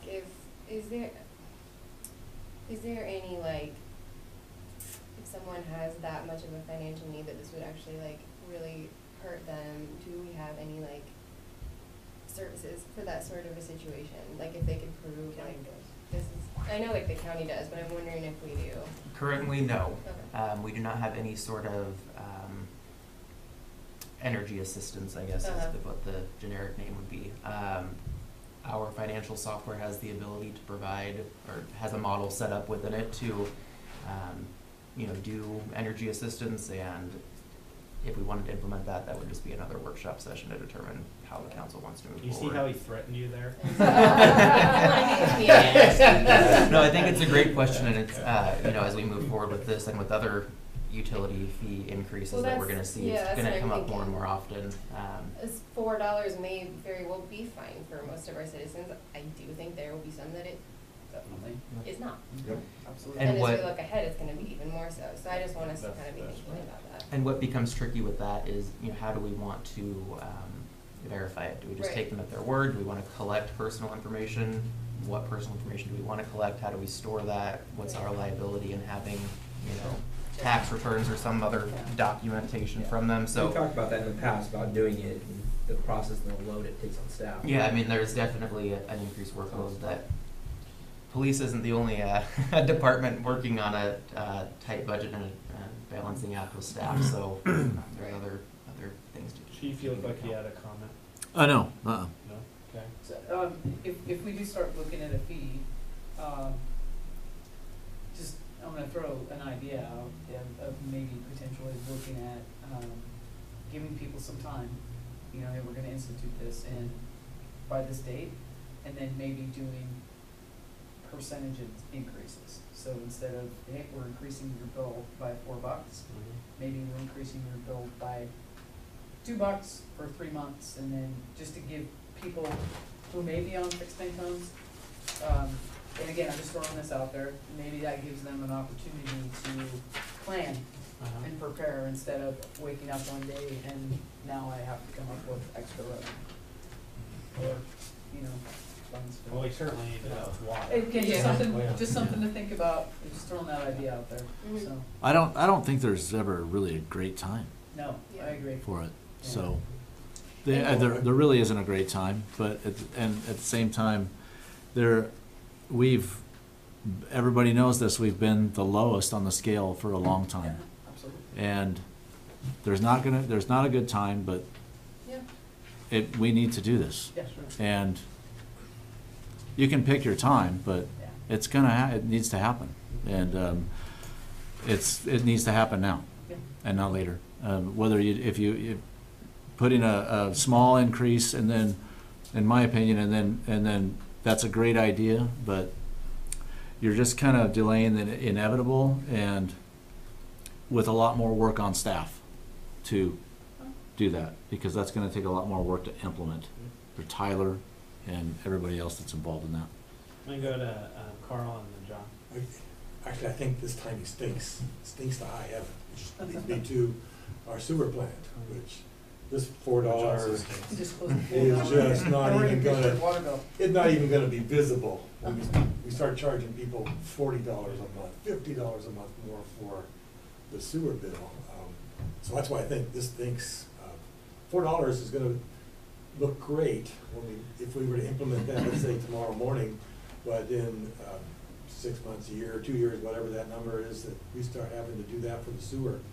And then maybe a parks, because we got a pool thing coming up here sometime soon. People are gonna say, you're stepping into it. They're giving us the old frog in the frying pan.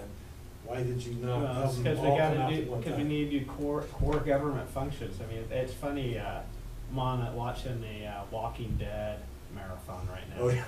And I I can't made handle it, those places. well, There's so too I many made it to bowling the greens final there. episode of this last season. And the whole episode is about how neat they were as a village. They reopened the movie theater, right? And so everybody, they were gonna get back to normal again. By the end of the episode, which was this last episode, they had to pack up all their belongings and move to a neighboring village because their sewer pipes and infrastructure had broken and cracked, and their core government functions weren't there anymore. Yet they had a movie theater, yet they didn't have any protection or the ability to have sewer and water and everything that allows these communities to grow and thrive. So, John. So on page 8, there's a list of other balancing options. So we're just talking about one of them right now. Yeah. But I kind of like to look at what folks think about a balanced approach to this, where we're not hitting Yeah. one avenue too hard.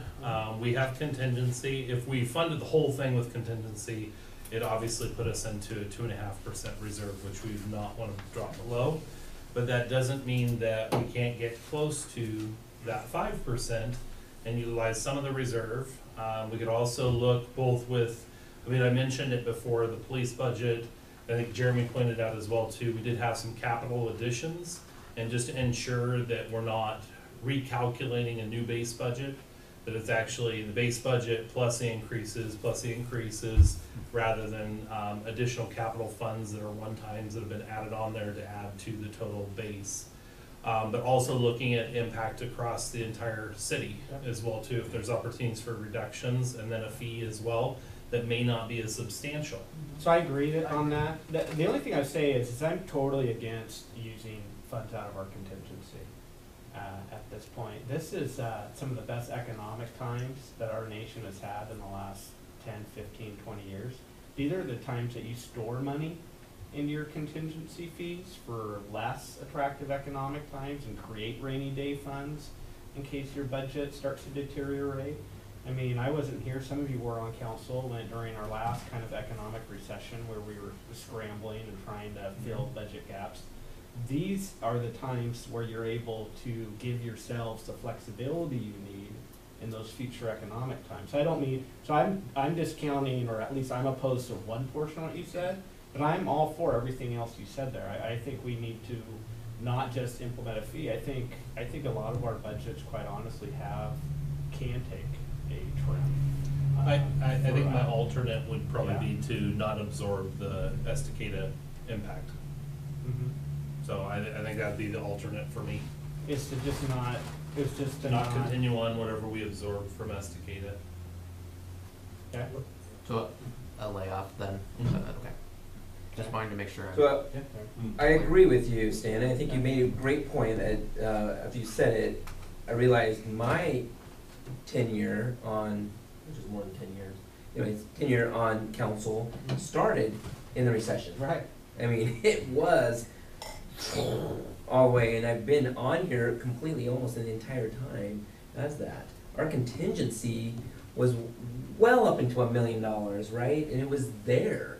And we had it in over year after year of not spending, and so we were able to move things around, and it seems like we have added and added in each one, and that contingency, as we all know from being on for a little while, multiple budget cycles and more, but is that thing just got smaller and smaller, and then we get really nervous because we're one lawsuit away, and the lawsuits come in the police department, at least in the city of Sandy it has, and the planning. Those are the two.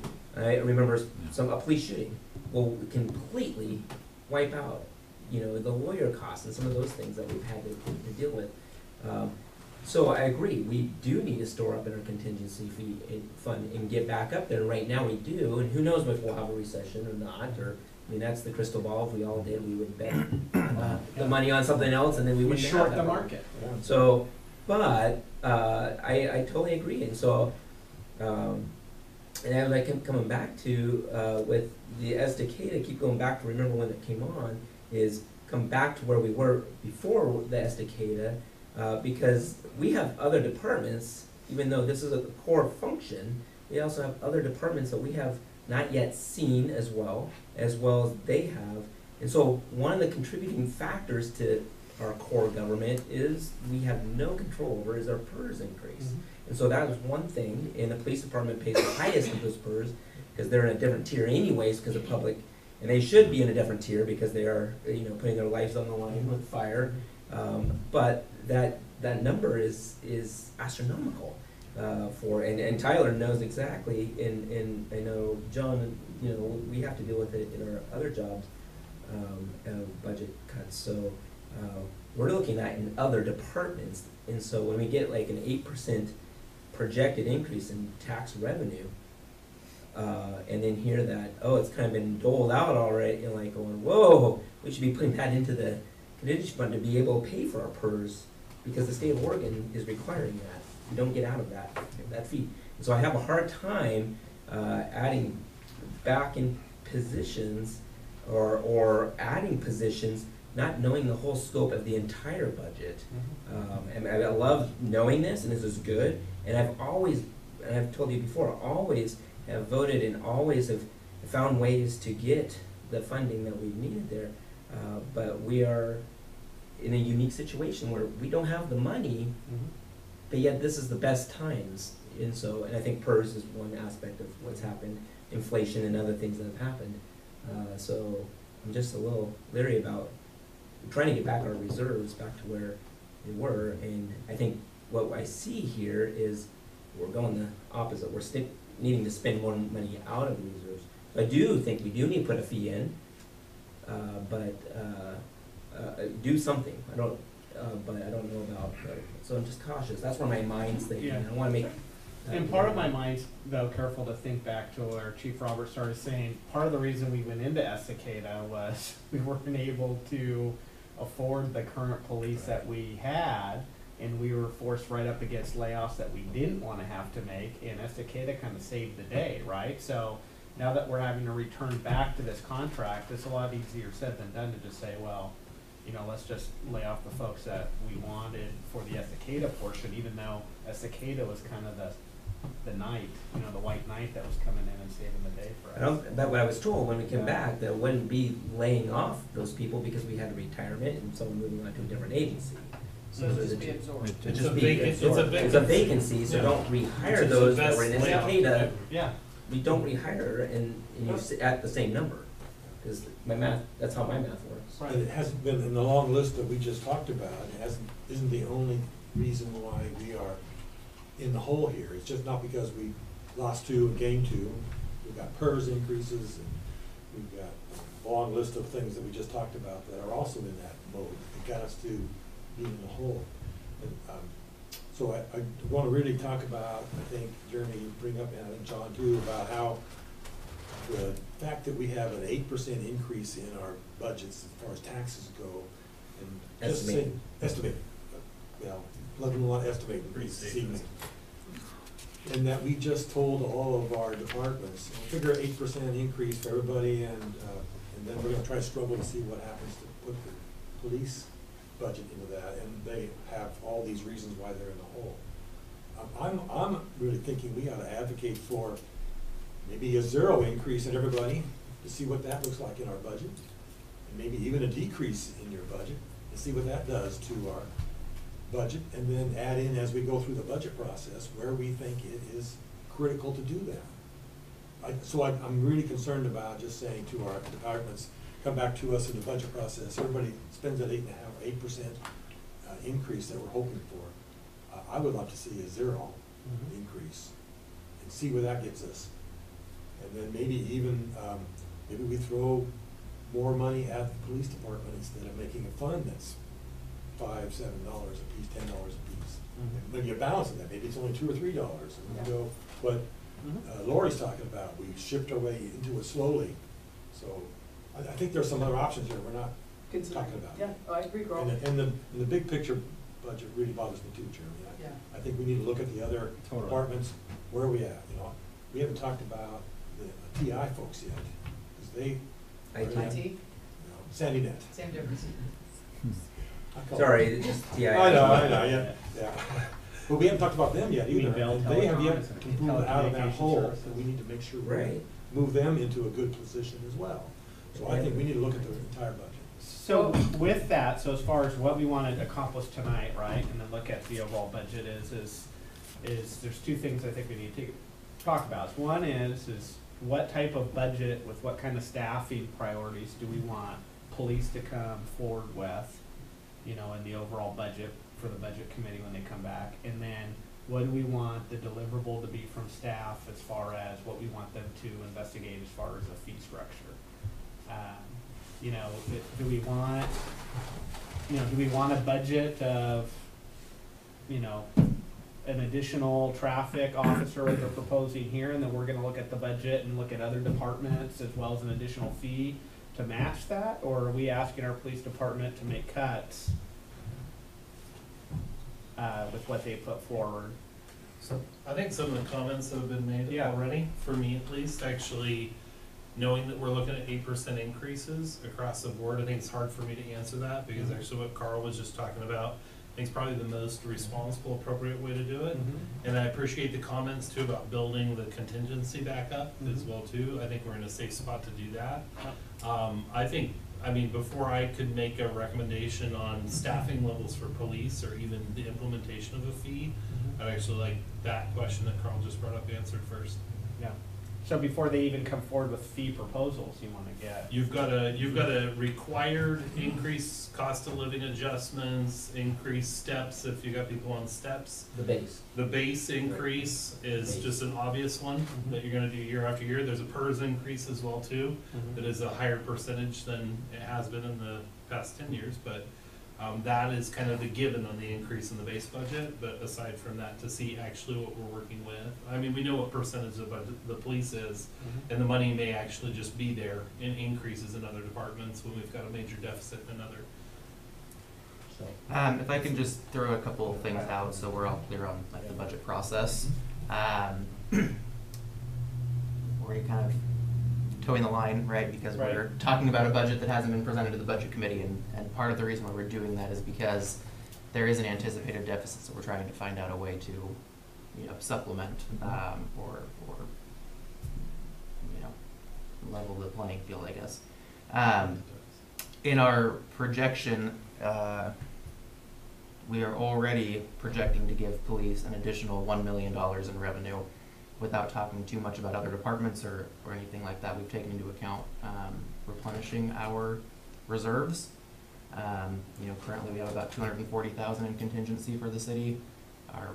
Our proposal is replenishing that to a much more comfortable, adequate, safe number that council has seen in the past. You know, a 0% increase to other general fund departments or reducing other general fund departments will absolutely, without a doubt, mean layoffs across the board elsewhere.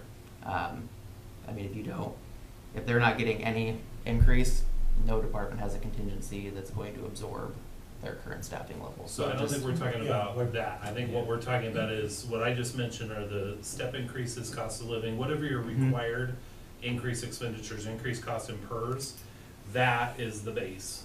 That's the increase in base. So if that costs us 4% more year over year, that's what we want to see, which are required costs. But additional spending beyond what's required expenditures is what we want to know what that number is. Okay. And so if I'm just doing some basic math on this and just kind of realizing how big our budget is, if the police represent 57% of the budget, we're talking 43% of the budget, which would be, I mean, about $4.5 million-ish in that ballpark. And if we're talking about even if we say cost of living, all that required expenditures are 4% of that 8%, that'd still be 4% of $4.5 million.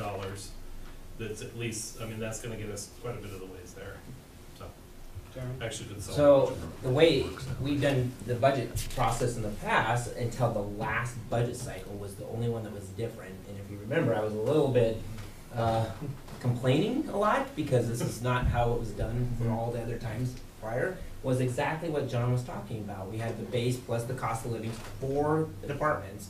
So to start, their base, which they, to continue doing their services, to add anything, that came to the budget committee as the list of items that they would like to, and that's where it got pinned up as, hey, then this, and we were able to pick and see, prioritize where those things went to, whether it was police or whether it was safety net or whether it was transit, those type of things, right? Mhm. And so this last time, they weren't given the opportunity to do that at all, and it was already 100% spent out and just rubber stamp this and go forward. And if you recall, I was not very happy with the process because staff had already put money into buckets and going, this is it, there you go. Instead of I being, thought it was just me. no, it was, so you can tell there's a lot of us that think the same thing. This was not how, and what my job, where I work, I just did the budget and went through with my director today on this, is the exact same thing. You have that base with the cost Current of service level. current service level, and then all the additionals, then you go after and request those into those departments. And in the past, it's been those additional employees. Mhm. We will get this for that, and this is what this will be, and this is how much it will cost, and we'll go into that. And so, because we can see then the entire need of the city and not just one department. Right. And we can prioritize. So to bring forward and find more revenue, like we're doing here today, would go before we do that process, but that could be part of it. The only thing is we don't know the whole The whole outcome of it, picture. The whole Sure. picture. That's the problem I think we're coming up with. Okay. So what's our budget process gonna look like this year, Tyler? Are we gonna be? Well, depending on what They're gonna happens change before that. the end of the evening, it's gonna be very difficult to get that presented in a timely fashion. We are well underway in the budget process. We are having the first budget meeting on the 29th, which means I don't have a calendar. There's a calendar over there. 3 weeks. That has to be ready, and the document has to be ready for you guys by the 19th. So we have about 10 days. 9 days to recreate our potentially proposed budget. So, that's. So what was the budget gonna be? I'm just curious. So were you going, Well, we can't. it was gonna be a proposed budget with all the money prioritized and, no, I'm not asking for specific, but Right.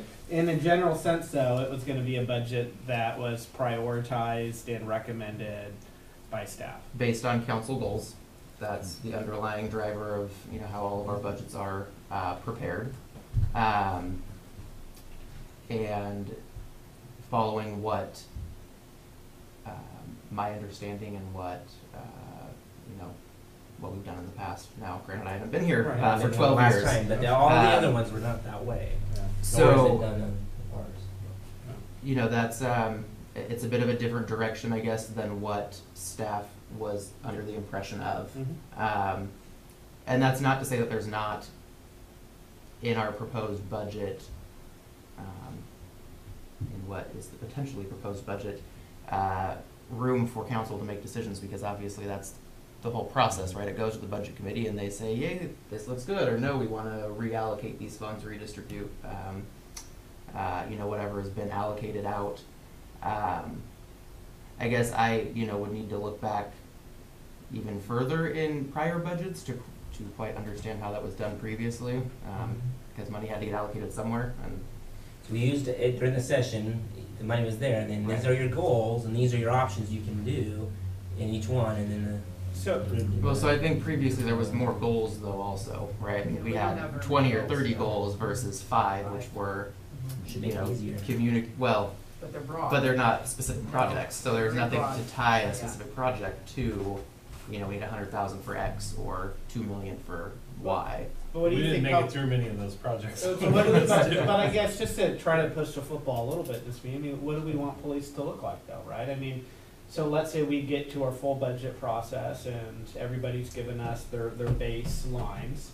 Are we going to start scrambling to, are we gonna try to fill this budget for police and try to find the revenue for that, whether it's, oh shoot, we're gonna have to go do a fee, or hey, maybe we can do it without an additional of a fee? I mean, what's the direction that we wanna give to Well- staff to come forward with kind of a general outline for a public safety police budget?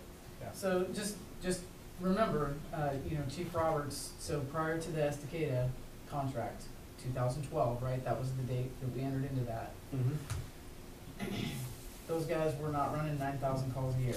Correct. They're running 9,000 calls a year with the same staffing that they had in 2012.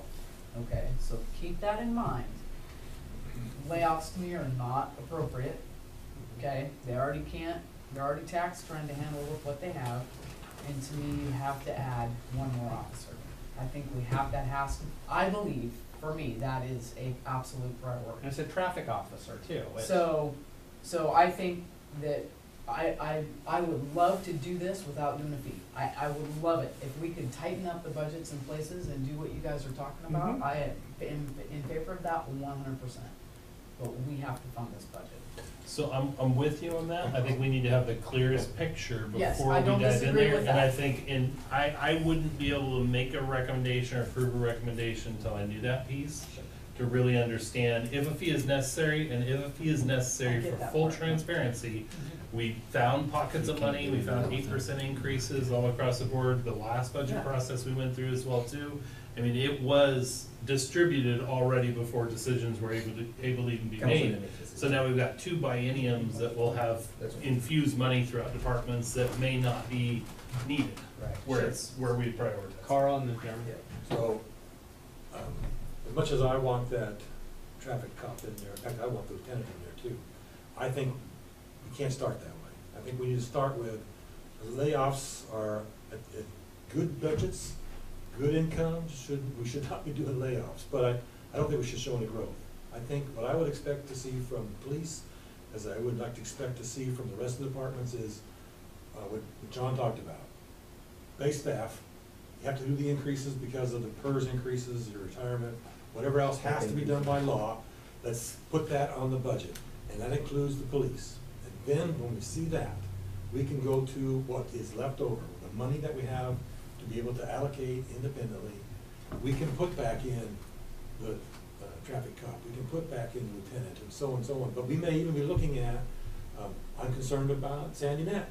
I think we ought to be thinking about where that position is. But there may be other departments that have also for pretty crucial things. And without knowing what that amount of money is, that is left over after the base budget, we really won't know what we're gonna be wanting to spend that as a budget committee. So I would be an advocate. No layoffs, but no increases from the police. And then let's put those add-ins as we go through the process.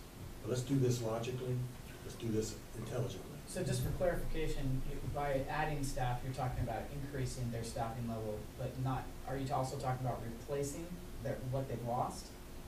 Yeah, I mean, what do you mean by that, right? Because yes, we talked about the lieutenant position, right, and kind of got off on a little different area than what he was presenting to us. But he's also down officers right now because of a retirement and then an officer going to OSP. And a loss of the SDK contract.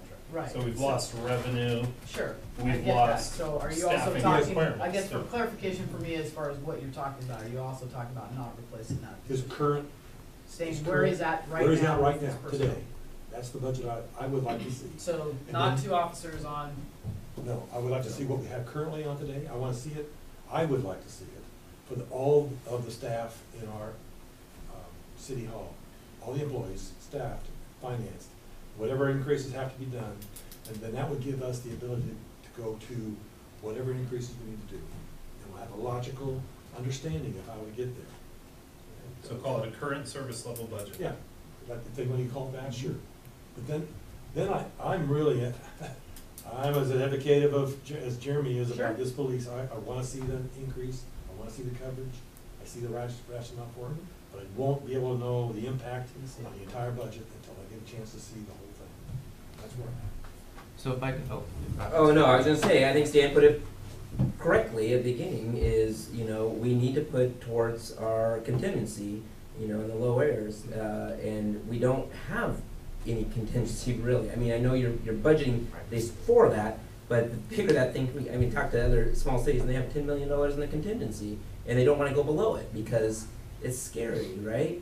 And I agree with them, maybe I'm just a saver, but the part of seeing it with, 444,000 deficit right here is, and then we are adding, or looking at hiring, is like, well, I have a hard time swallowing that when, I mean, the money is just possibly not there and not having to take away, because we know there's other commitments our city has made and has made. You know, saying that's one of them, there's the bills coming in, we knew that the cycle would be a couple bienniums to get out of that before it's the money generator in the city.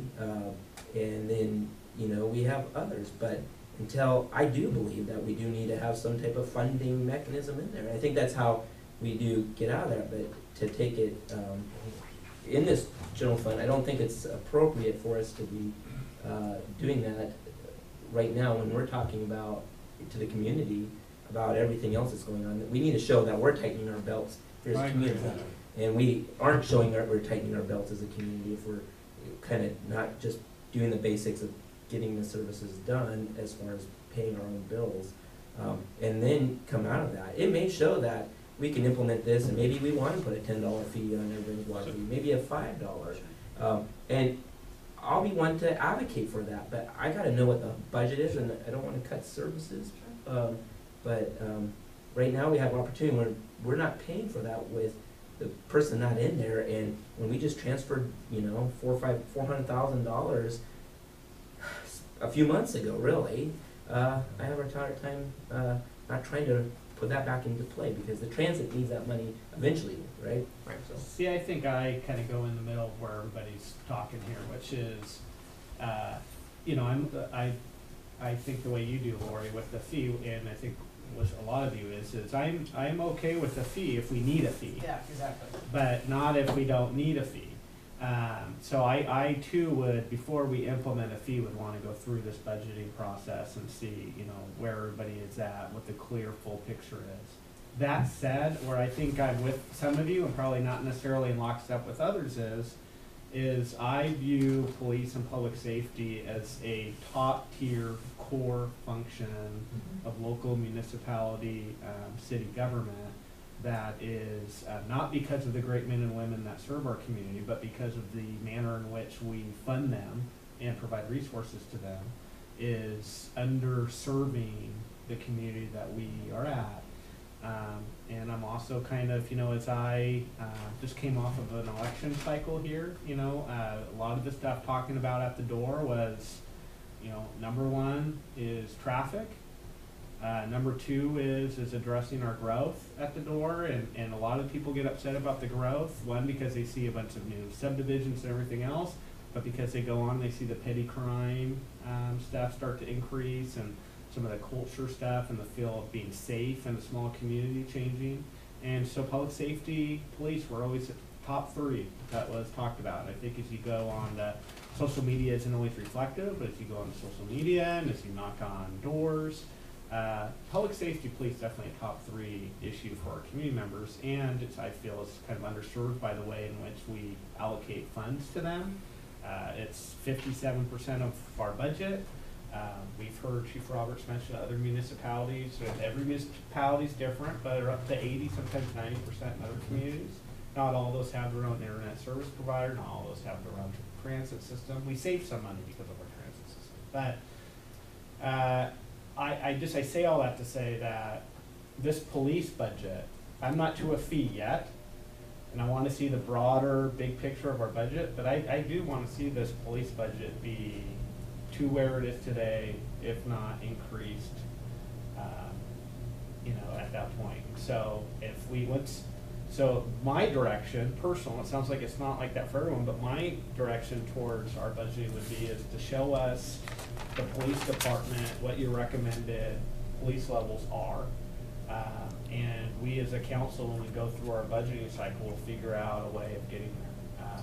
We will, you know, through looking at the other departments, looking at our revenue projections, maybe trying to match up a little bit of a fee, but not going there unless we absolutely have to. But as I think about all our different divisions, everything from senior services, community services, parks, library, police, non-departmental, police is like, I mean, guys, what are we doing out there that's providing more of a service to every citizen that pays taxes to this community than our public safety and our police? There's not much. And I I don't think anybody's disagreeing with Exactly. you. And Yeah, and I but started think- off saying that. Yeah, I think the reality is I think to be good stewards of the tax dollars that we are Yeah.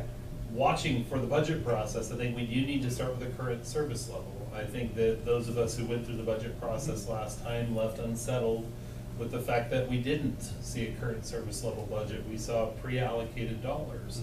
So I think to start with that and then be able to make the best decision to staff at the levels that we need to. And it may be that the police get 3 extra positions because we say this is our priority and we found some money to help cover some of this and we're gonna institute a $10 fee. But we also may realize we've got other deficits that are priorities as well too. Yep. And to be able to actually have that decision-making process, which we are, as the budget committee, that's our role Yeah. as well too. I think we're there. Carl? So, so one of the things we've done in the past was, we told the departments to come to us with what they thought would be, you know, if they had all the money in the world. I think that's why you described it at different times. Well, that's usually at our retreat, not when they come to the Right, but- budget parts. Well, I gotta say, that's such a bad thing to do as a person who oversees. I see a need for people telling us what it is they would love to be able to finance because of, and you fill in the blank for it. But I think we have to start with that lower level. And for me, I would, in terms of the police, I'm advocating current staffing level with all the increases that have to be done because of the finances and legal requirements. And then tell us what it would take to bring on another traffic cop, what would be on, a lieutenant on, what would be able to bring on the additional items we've talked about tonight. And I tell you, I'd be more than happy to start thinking, yeah, this one, this one, this one, make sure that our police, because I believe that safety is the #1 priority for the city. I hear that again and again. But we just told the community, we're gonna shut down the pool this spring, because we don't wanna spend any more money than we really have to, knowing that we're unsure about whether or not the city really does want a new pool. I think we need to be real, obvious and transparent about what we're gonna do next. And to do that, I think we have to come up with a bare bones budget, and then put back in what needs to be put in. And I think we really ought to look at, maybe $10 million is not an unreasonable amount to have in that fund. You don't get it overnight, by the way. But you don't get overnight, I understand that, but we've lived with 700, 800, 900, we're down to 200 and 240. 240. That's below 5%. Well, that's way below 5%. We That's are- like 2%. That is just unacceptable. How close are you to not making payroll? Could we That's afford a not- month's payroll? No. Oh, out of our contingency. Yeah, that's Out what I'm of the saying. general fund contingency, Yeah. no. No. That But is a there's also- problem. But That is that's a a, problem. that's a trick question though a little bit, because not everyone's paid out of general fund, right? So you have a good percent of our payroll that's standing at water, sewer, street, storm, Sure. transit. But- I'd have to look at a payroll register to see exactly what is No. paid out of general fund before I could answer that question But Did the the, lights in just full flicker? faith and. So, just maybe a little bit more direction Why that to swimming pool moving debate forward. shouldn't have been that long. If we do end up going the fee route, Yep. how much energy would you have to put into finding out what the hard numbers are for the multifamily units? You know, we could probably dig up some relatively easy. There's gonna be a handful that we'll just have to go and Sure. literally count Sure, the number of units outside of, maybe we'll cross that bridge when we but, get there. Yeah, I mean, it Cause I know can you be guys done. have your hands full for the next. Maybe we should Yeah. answer that, Carl. Well, actually, Jeremy. Yeah, go ahead, Jim. so yeah, I agree, and I think we're agreeing on a lot of things and kind of thinking, Yep. maybe we're beating the dead horse, and the poor horse, Mhm. no one's a horse lover. But I think it comes back to the budget process and how we've done it. I think the last time we did it, I'll be frank, and everyone knows how I feel, it's kind of screwed up from our perspective and on that. It was kind of told to us versus letting us know really have a participation in it. And so I think it needs to get back to that, it's where it should be. And I think that is exactly right, and that's what we have done in the past. And so, in top of it though, I do agree, I'm not against it, and I think public safety is there. But I also feel that what's in the bank is what's in the bank. We can't keep going out to the bank to get loans, and we see that, and we just did it here 6 months ago or so. So, coming back, we need to learn how to pay off those debts, than what we used to do in the past, to pay them off earlier, and not just string them out, right? And that goes back to Scott Lazenby and the thought process of doing that. It served us very well in the past for not getting too far in debt. On the other side of things, you know, I think we're in the same boat. I think what we're asking is bring it back, base budget with the increases to keep everybody alive, and then what's extra in that revenue there with what is gonna be added to the departments, what they're requesting, and that is one the police will bring back, and as the council and that, because other ones will be just as passionate about their budgets too. So. And this isn't new direction. This is, we've talked about this several times, Yeah. that we did on the budget cycle similar as to the last one. So Yeah, that's not new It information. shouldn't be new information. No. Yeah. So I hear from Tyler that the 29th is too soon to get this budget figured out. I would be willing, is there a reason why we couldn't give you 2 more weeks and say our first budget meeting is? I don't think Have we need to do staff- that. I mean, I think I'm we're looking kind of for a budget talking that about, says bare minimum, and if you can't do that, well, I think we're talking about two different things now, because we've kind of shifted away from what the topic of the workshop was, which was specifically police budget, now to the overall That's what city we- budget as a whole. process, which is And the Get used to budget it. process. Not really And so I'd like to circle back briefly to the original, or sort of the first topic at hand, which was providing direction on the police department's budget and services so that we can include your direction in the proposed budget. If that is keeping staffing as it is currently, not filling the current open position, minimum increases in materials and services, just a strict bare bones police budget, which is kind of, I think, what I'm hearing from everyone. Let's look and see what that looks like before we even talk about a fee. Is that correct? I think we're asking everybody to do that, not just police. And You're I asking think for everybody police, will yes. have a clear picture of what their needs are as well too, and police will have a clear picture of what their needs are. But I think we ask everybody to do that, not just police department. But you're asking them to completely change the way the budget is done from this point right now in this short time frame. We're asking for what their budget was. I mean, this is how it's, I guess, there was some misleading of budgets in the past. Sure. Last budget cycle, so it's not uncommon, I guess, that's my point. You may be new to, on that part of it, that hasn't how it's been done. Okay. Well, I'll have to talk to Jordan. I mean, that's a larger conversation. I think that, again, what I need direction on, at least for this workshop, is specifically police budget. And so if that's not filling the open position and that's just presenting a balanced budget for the police department, then that's the direction we move forward in. And there can be a discussion, you know, once Jordan is back on how we want to move forward with the actual budget presentation.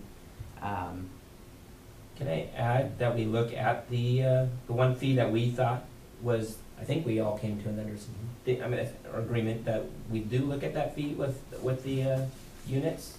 Well, what I To think. have that information Well, what I think our quickly available to conversation us. was going down the direction of was looking at That third option. The third option? Yeah. the third option, the fee by class and dwelling unit. Yes. Right? I'm fine with that Yeah. being explored, but I think that it's also, without that other information, I'm not willing to move forward on a fee No, no, without, vote. yeah. But you gotta get to a point where we know what we're gonna be voting on now.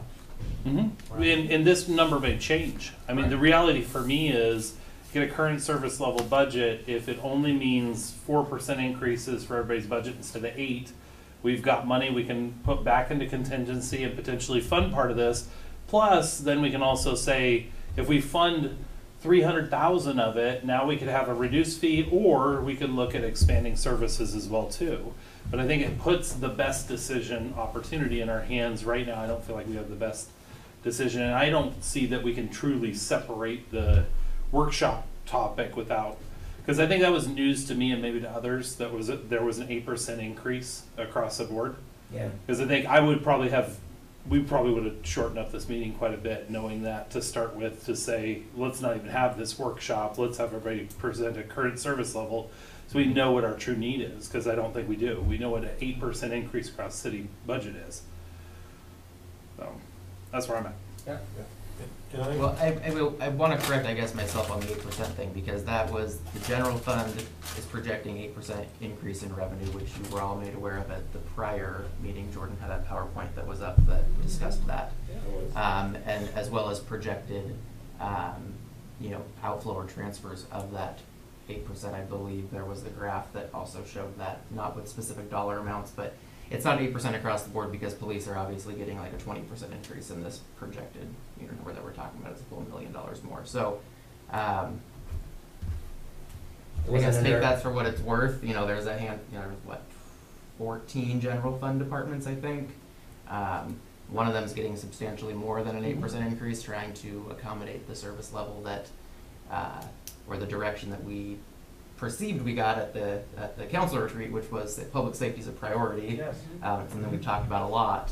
So, it wasn't just here's another 100,000, spend it as you wish. It was mindful in that we prioritized public safety, and even with prioritizing public safety and giving other departments what they need to maintain their current service levels, we're still looking at $444,000 short. I guess my only comeback on that is that is a process in which you're taking our goals from the retreat, which I think you did correctly, but you're taking from us and then implementing into an overall citywide budget, when what I think council is looking for is for us to be a little bit more hands-on. Where we agree with you that is our general philosophy and priority, but we want to go through a budgeting cycle and process where we're more hands-on placing those priorities and those budget figures than having staff interpret for us our priorities, plug those into a budget, and then have us approve it. 8% Does that make revenue sense? increase was just distributed. It was just passed through. And we want to know what was passed through where and what the true cost increases are, because I think that puts us in the best position to know what the true need is. Because we had other ones as well, communications director. We Yeah. also wanted to do a salary study, because we promised that when hiring the new That city is taken manager. into account. That is in there as well, and so, but these things are all part of what will come up during the budgeting, and so. Well, there's nothing that's taken away from the budget committee or council's ability to reallocate funds once we get to the proposed budget. And just because we present to you X does not mean that you say, we're gonna change that. And that's why we go through a multi-month process in budgeting and allow the budget committee and citizens and the council to make decisions. So I think we agree with that.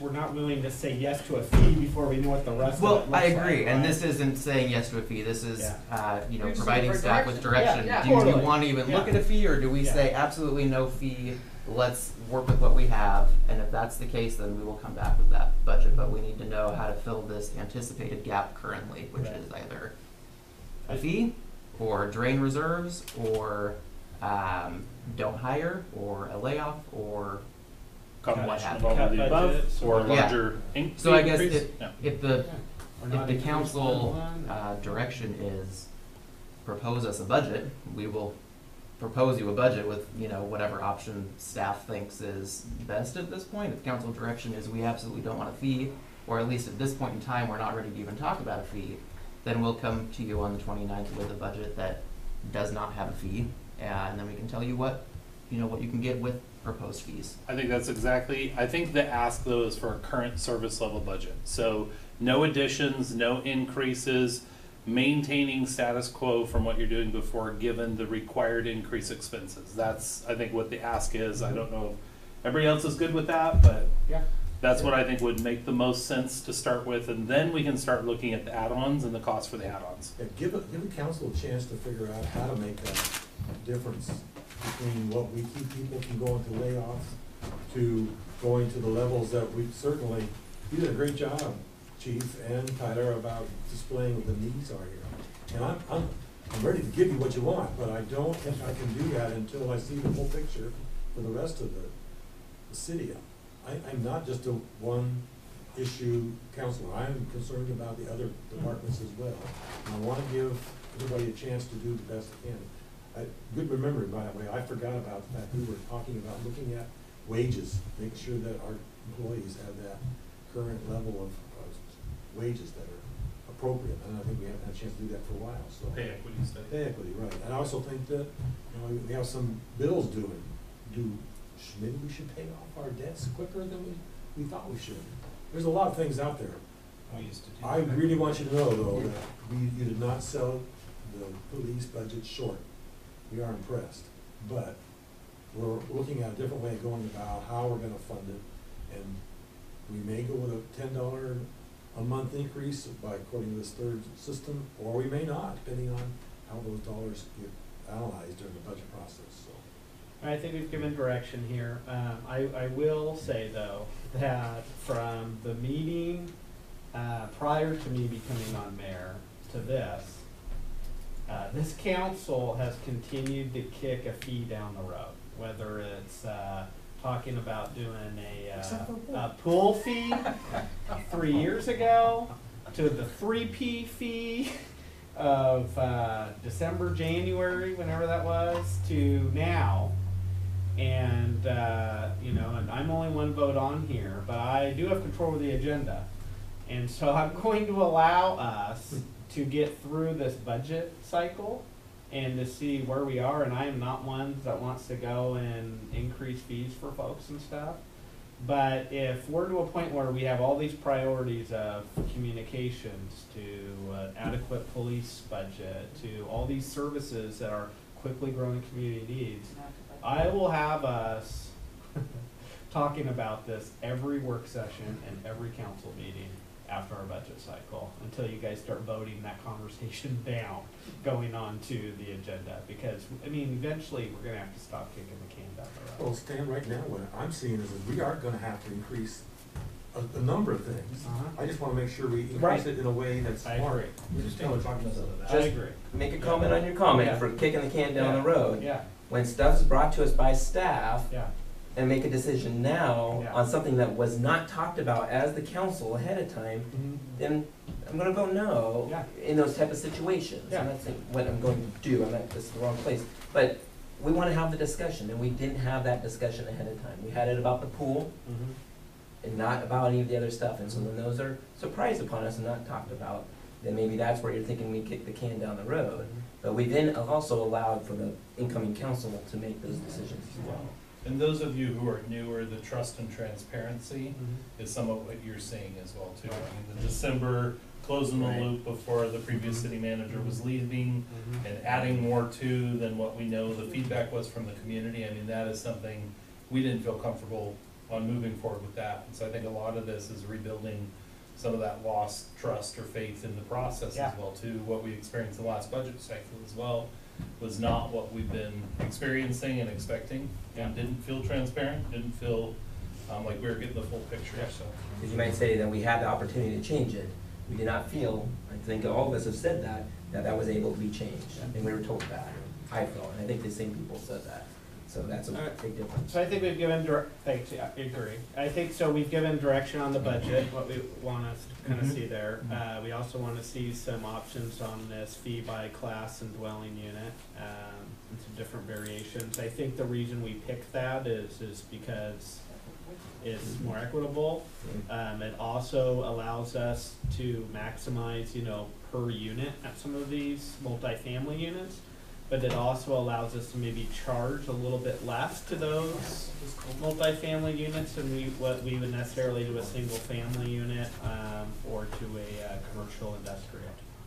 Just to clarify quickly, the direction would be on this specific fee then, once we get an updated and accurate count of number of units, if possible, propose a lower fee for multifamily than single family. So I'm thinking somewhere like $10 commercial industrial, $7 single family, $4 multifamily. I think we hold off on even putting a dollar value. I think you produce scenarios. Well, yeah, but That I'm just range in giving kind of scenarios, ranges. so like, Yeah. this may be one of 5 scenarios. okay. Right. And those scenarios include, we're gonna add the lieutenant, we're gonna add another patrol officer, and if we wanna do that, it's gonna cost us $12. in this, yeah. And so then we can say, okay, we're not gonna add 2 positions, we're gonna add 1, and we're gonna have to increase this $2 because everybody produced the current service level budget, they have a clear picture of what it really is. Well, what I guess what I'm trying to communicate though is we need a variety of different deals, but our kind of our reason towards going towards that fee by class is that we're able to kind of move those numbers around a little bit. And I had one comment through that whole period Yeah. though, on multifamily type housing, because of the higher density of population, is there more calls towards the higher density Yes, of there are. population? Yes, there are. So I would, if that's the true Want that to be statement, higher. I would not want that to be a lower fee than a single family. Yeah. So that's because they're taking more of the resource in that higher density because there's more people in that area. So I would like to hear that information, because, It's, you know. that's correct, yeah. That's Same correct. thing We with also have the big more commercial people property like pooling Fred their money Meyer's. together to pay for that location as well. Because it tends to be the lower income folks who go into these higher Go in it. density. So then if you're gonna do that, then I wanna see medium household income for apartment dwelling versus single family. Well, that's what I'm wondering though with this, like, I mean, the new apartments this went in, the 500 square foot studio is more than my mortgage. That's a So good I'm point too, kind of good like- point, Bethany. Yeah. Yeah, the world's You might- upside down Yeah. these days. But your Well, mortgage you should know, require a down Yeah, potentially. and I don't want this to drag out, because, you know, we need to Yeah, we move need to forward, move we've on. got an executive Yeah. session and things, but Yeah. you really might be surprised, I mean, not everybody that lives in, a lot of people live in apartments by choice. Because they Lifestyle. don't want yards and they don't Mhm. want things, and so it's not always because they're low income, but they are definitely, you know, increase the call volume for public safety, just out of sheer number. Just sheer numbers. Yeah, But just you're sheer looking at numbers, people so- who are looking for low income as much as possible. They come in my front door all the time looking for a $700 a month apartment. Sure, I don't know where that is. Yeah. Maybe that's downtown Portland, maybe, I don't know, but it sure isn't in Sandy. So, people are starting to double up. I know families are going 2 per. sure. So the things that I'm concerned about is, and not just the 80, 90-year-old grandma, grandpa, who's living on one Social Security. Absolutely. All right, I guess direction provided, we're good with this work session? Good. Yeah. All right, close the work session, Yeah. now open for executive session. I gotta use the restroom. Huh? Let's take like a 5-minute recess. 5-minute recess. Or like 2-minute.